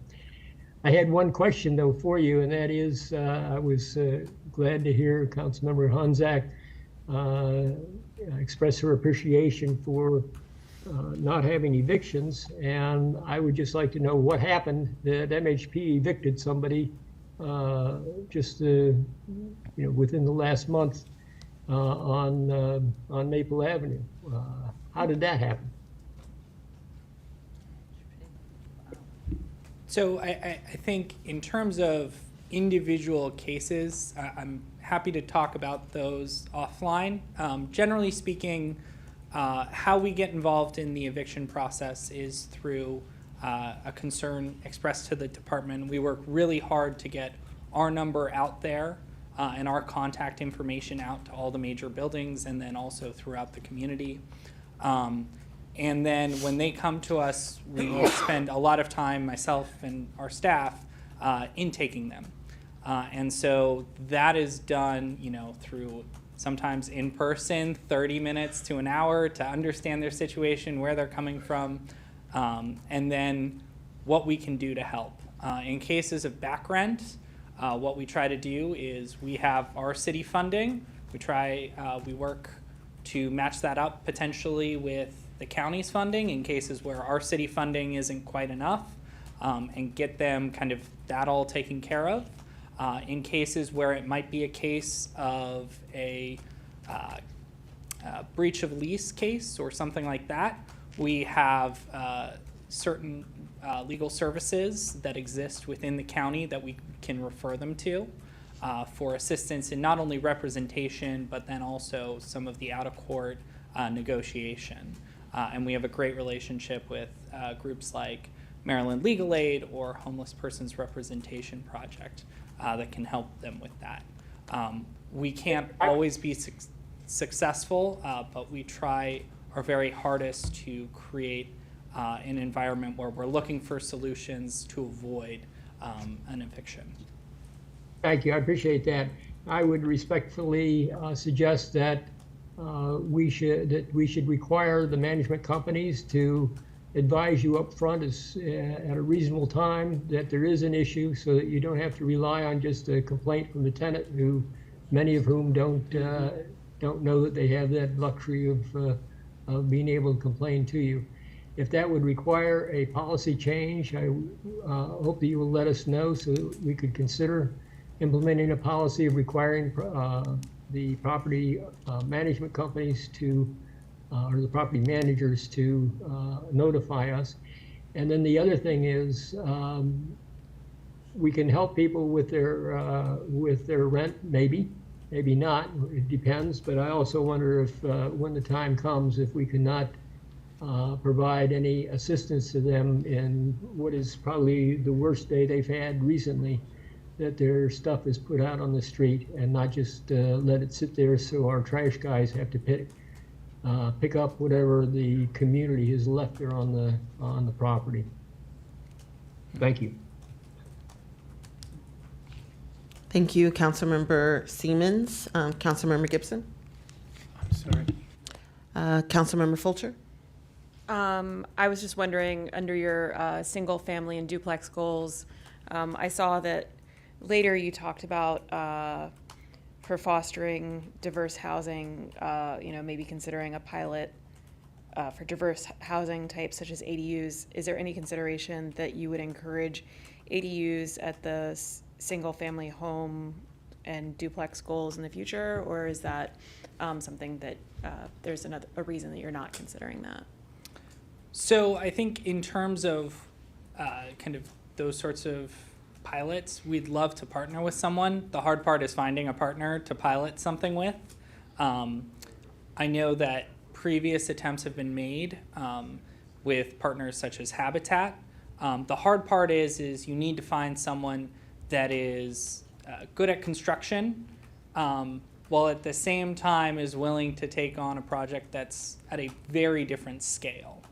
And so that is always the trickiest part with ADUs, because it is a full construction project, but it's not necessarily like a single family home, it's someone's actual kind of property. So we've had some conversations with partners who might be interested, and what I hope to work on this year is to pursue and see if those opportunities do exist. But we would need someone to work with that. Okay, thank you. Great. Well, I want to thank you again for coming out, and now I get to ask my question, so you can't walk away just yet. You were getting excited, I could tell. You were like packing up. So one of the things that I do want to highlight about, in particular, the Hampshire Towers case, because it was a very convoluted story that depending on who you ask, it was not a model to follow. But I think one of the key takeaways from that experience was the fact that not only tenants need to be educated around their first right, but also making sure that the city and city staff are not asleep at the wheel, so that when these properties come on the market, we are doing our due diligence to educate residents, but also turn over every rock that we may potentially have to be able to assist with that transfer. So I do think that the work that you all are doing now, my hope is that we won't have another example that is like Hampshire Towers, where we're coming in after the fact to kind of correct a wrong, which we quite frankly are still paying for today, because it's one of those buildings that needs substantial renovation. And if we had taken like the Leland approach, where you had people up front and you knew you needed all of this construction costs, and then you were able to kind of piece it all together in a way to renovate the building in real time, that's an ideal scenario. I mean, we're in a better place now, but I do just want to highlight that point. Another thing that came to mind for me, because I'm big on housing creation, right? got my eyes set on New Hampshire Avenue, got my eyes set on, the Crossroads, particularly because of the Purple Line construction. But I do recognize that we have some city policies that, in order to create more tools, we need to revisit. So I'm thinking the CDBG fund restrictions, right? The fact that some council a long time ago made a decision that these funds can only be used for like facade, sidewalk, those kinds of things. And the reality is the way in which the grant is now, we could do a lot more with those funds. So I would like to see us have on the agenda for this year for us to really take a look at, our policies regarding those CDBG dollars and how we may need to modify our policies to ensure that we can have more flexibility in terms of how we use those dollars. Pilots. I know it's a dirty word for some, but the payment in lieu of taxes is, whether we like it or not, is one incentive that may be available to at least have developers know upfront what some of those potential resources may be available to them. So that's something that I would also like to add to the list of stuff for us to look at. And then there's also the, I know Councilmember Honzak brought up differences in rent stabilization. One of the things that, and between the county law and our law, and one of the things that I noticed with the county is the amount of the exemption period that the county has. Man, is it long. I thought it was 25. So it's... Yeah, 20 years more, you're right. Yeah. So it is a really, so basically, while I appreciate the sentiment behind it, what they've done with their policies, it does seem like they're allowing for more time at that market rate to, in theory, address some of those real costs associated with development of housing, right? So folks have to figure out how they're going to get their money back and when they're investing in creating and building a building. So I would be interested, once the county has kind of figured out their thing, kind of having that understanding of what some of the key differences are between our policy and what they ultimately come up with. So I know it's late, and I know I've just thrown like 50,000 things at you, but feel free to. You want them by next week. Yeah, of course. But feel free to follow up on any of the points raised. And Yeah, I Mira- think. I'm sorry. Go ahead, Councilman. No, please answer. I didn't know it. Yeah, I'm excited to respond to a few of those pieces. So I'll try and take them one by one, and I'm sure I'll miss a few. But I think your Hampshire Towers example. One of the things we have really learned, I think, over the past year and are really excited to dig into it, and as you saw tonight, have some funds to address is, the TOPA law, tenant opportunity purchase law, the right of first refusal. These are really strong practices in policy, but they require both a lot of, as you said, forethought, a lot of technical assistance, and a lot of money to make them actually be productive and usable, right? And so, Devin has done an amazing work in doing a few different things when it comes to that. One, you saw tonight that we have 2 active RFQs out. One is for technical assistance providers who would be working with tenant groups, tenant associations to kind of prepare them for that moment when they might be able to act on a TOPA opportunity, right? So that's feasibility studies, that's figuring out what your capital stack might need to look like, what other partners you need to bring in, what building upgrades are going to need to happen when you purchase a building, right? All of that stuff. And the other RFQ is looking for, I'm trying to remember the words you used in your presentation, but the right kind of developers who understand our community, understand the context, and might be kind of great fits for an assignment of rights for certain TOPA properties when they come on the market and when we have that opportunity. I think we're doing a lot of that great wraparound work. And the other piece is kind of the more internal piece of really doing our homework, identifying the opportunity sites that we feel both, are going to be on the market soon and are also kind of ripe for like, hey, this is the right one for us to really sink our teeth into here, right? So yeah, I think doing that legwork and kind of providing the body around the law so that it can actually work and be effective is really where we're focused on. And I think it's some really exciting work that's kind of going on and will be going on. CDBG, I think you raised some interesting points. I just wanted to, again, give Devin some credit and say, without letting him talk too much right now, that we are lucky to have a new CDBG expert on staff here, and Mr. McNally, who I think will be very helpful in us kind of figuring out both what we can do and what we can't do with those funds and kind of how that works. And then I briefly just want to touch on policies and pilots and the like, and say, you know, I think without going too much in detail, because there's a lot of numbers to crunch here, right? But, you know, I think we are really excited to use this conversation tonight as a jumping off point to come back here and continue those conversations about what form a subsidy or some sort of that new production incentive might look like here in the city. And I just want to kind of caveat that as we go into those discussions in the next months, year, whatever that might look like, with kind of just a few things that we need to think about as a city. So one is, you know, these are opportunity costs, right? If we're talking about pilots, if we're talking about tax credits, if we're talking about incentives, that means less revenue for the city, right? And so, you know, that's a choice we might want to make, but it comes with trade-offs that I think we need to kind of go in clear-eyed about. And the other kind of thing for us to think about, and I think it comes back to the previous conversation, but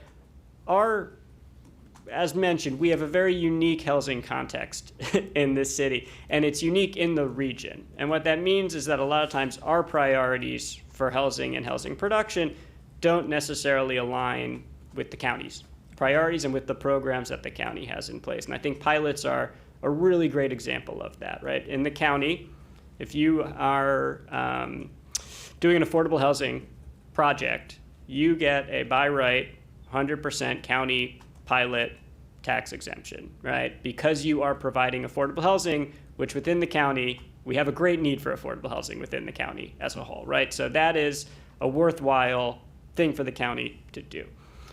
Within the city, I would say our priorities are a little different when it comes to housing. We have a lot of great protections for existing affordability. If we're looking at the best way to spend our tax dollars, you know, is it to provide subsidy for existing affordability when we already have a lot of protections for existing affordability?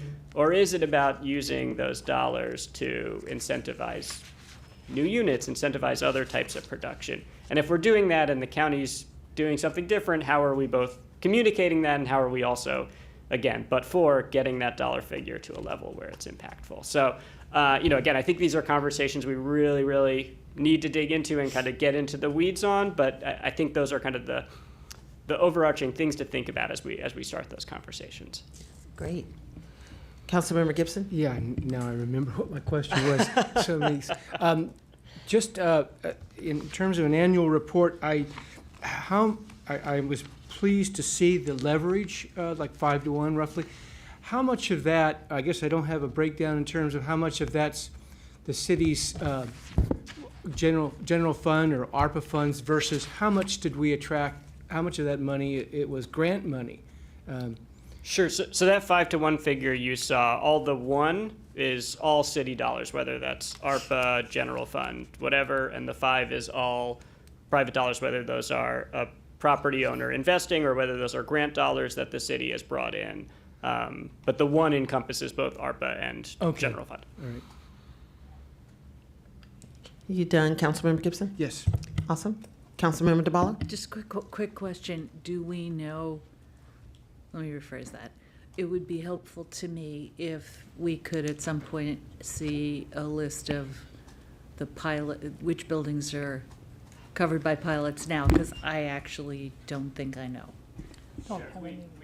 Yeah, that's it. We can Thank get you. a list, yeah. Councilmember Honzak? Yeah, I just remembered that I had one more bigger question that I think others will want to hear the answer to. What kind of process do we have in terms of frequency to take a look at the deep infrastructure of our buildings? And I'm thinking of, for example, when you see buildings that are starting to crumble, or we see something that suddenly falls. And I'm thinking of leaks that I have seen on pillars and things. And I mean, just what do we have in terms of a systematic look at that? Is that a part of the county's process? Is it something the city would need to instigate? How does that work? Yeah, so I think this is a good, I think this kind of tees off another question. The code enforcement inspectors are very good at spotting kind of surface level issues, right? So they can identify mold growing, issues with the walls, lead problems, those sorts of issues.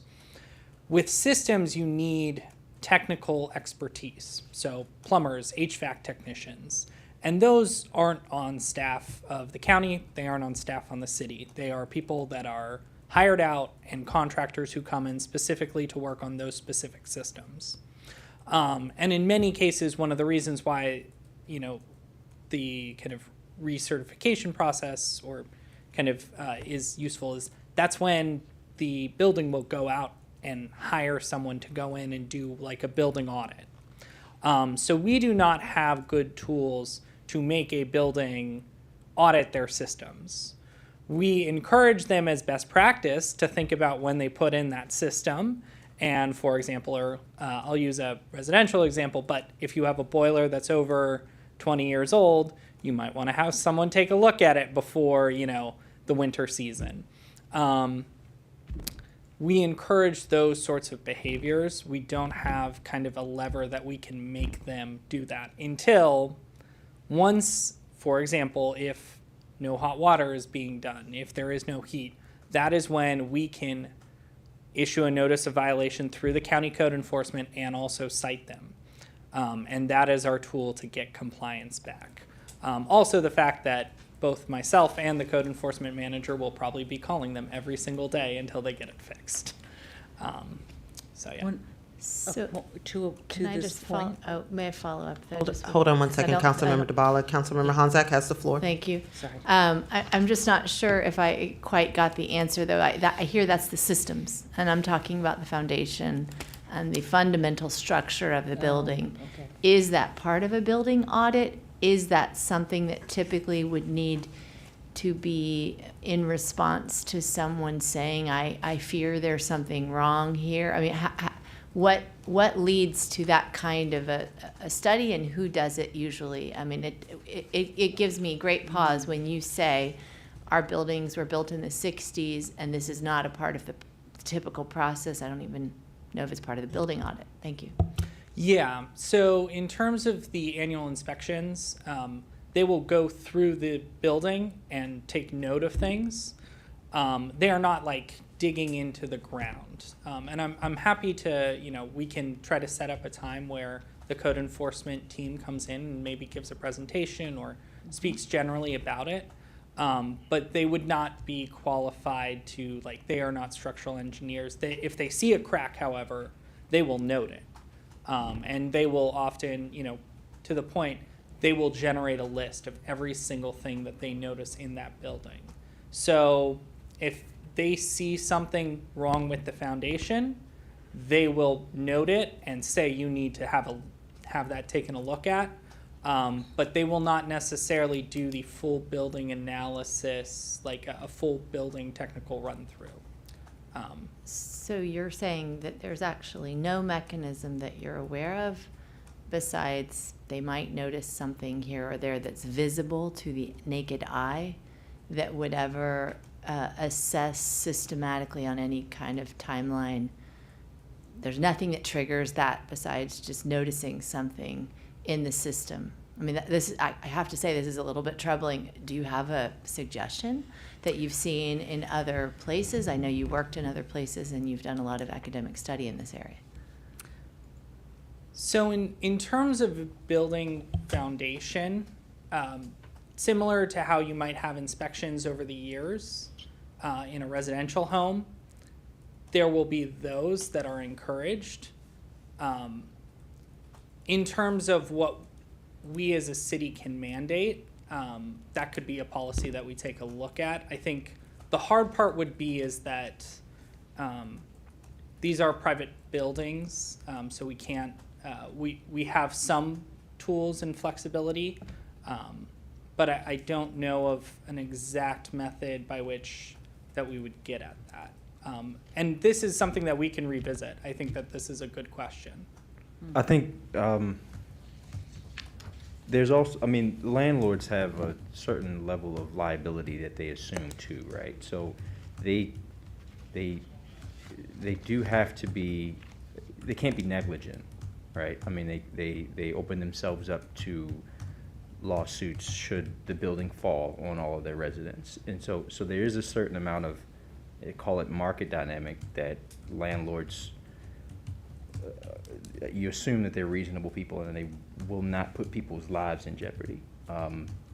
So I think there's that aspect, and there's only a certain, there's to Devin's point, there's only a certain amount of policy that I think you can put in place to kind of mandate that someone take any steps if there's no obvious reason to do so, right? Because that is ultimately what you're requesting is that they spend money, maybe necessarily or not necessarily. And I think there's just a fine line between ensuring safety, and also not overstepping the boundary between kind of private property and public policy. And to touch on David's point, rental properties, like all commercial buildings, need to have insurance, and those require certain conditions be met, including that they are doing their due diligence as part of the policy itself. Councilmember DeBala? Yeah, sorry, Councilmember Honzek, I thought you were done. I was just going to say that one thing I like about the relationship with the County Green Bank and the city's electrification money program is that gets a structural, a systems engineer, and sometimes a structural engineer in the door because the lure of the money, and it sure wouldn't be the first time that structural or fundamental systems problems were found in the course of identifying electrification and efficiency measures. So that's just another way of looking at it. Councilmember Siemens? Councilmember Siemens, you're on mute. Thank you. I love these retrainings. You know, this gets back to what I was talking about earlier. And again, I think that although, you know, there are liabilities that the property owners have, and they should be responsible and all these nice words, but in fact, when we had 2 elevators out in a 12-story building, and you have elderly and infirm people living on top floors, it was an untenable situation, and it seems to me that within a day, a building should be condemned if it's in that, so that the incompetent property owner is the one who has to bear the burden of his bad ways. And unfortunately, in that example, it was the tenants who lived on the top of that building that had to find other ways to get food. They couldn't go out. If they did go out, the only way they could get to the top was to climb it. And, it doesn't happen often, but that's an extreme example of where the city needs to be doing more to help to protect the life and well-being of our tenants.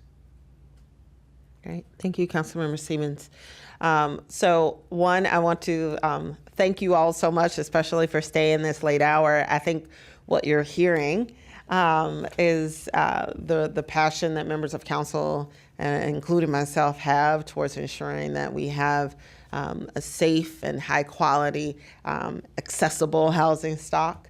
And we appreciate all of the work that you all have been doing thus far to ensure that that happens. And we look forward to working with you all as you work to answer the big questions and the plethora of policy asks that I know I put forward, and it sounds like others are putting forward things as well. So I hope to see you all back before us as we continue to work on these important issues. So thank you so much. Mayor? Yes, Mayor, sir. if I may, I just add on the fact that that the example that I gave of the elevators being out in the building, probably the people who are now in the management level in the city may not have been here at the time that that occurred. So we're not talking about complaining about the people, we're complaining about our policy. Exactly. Thank you so much, Councilmember Siemens, for clarifying. And so with that, I move for us to adjourn tonight's meeting. That was our last work session item. Do I have a second? Second. All right. All those in favor? Aye. Let's go home.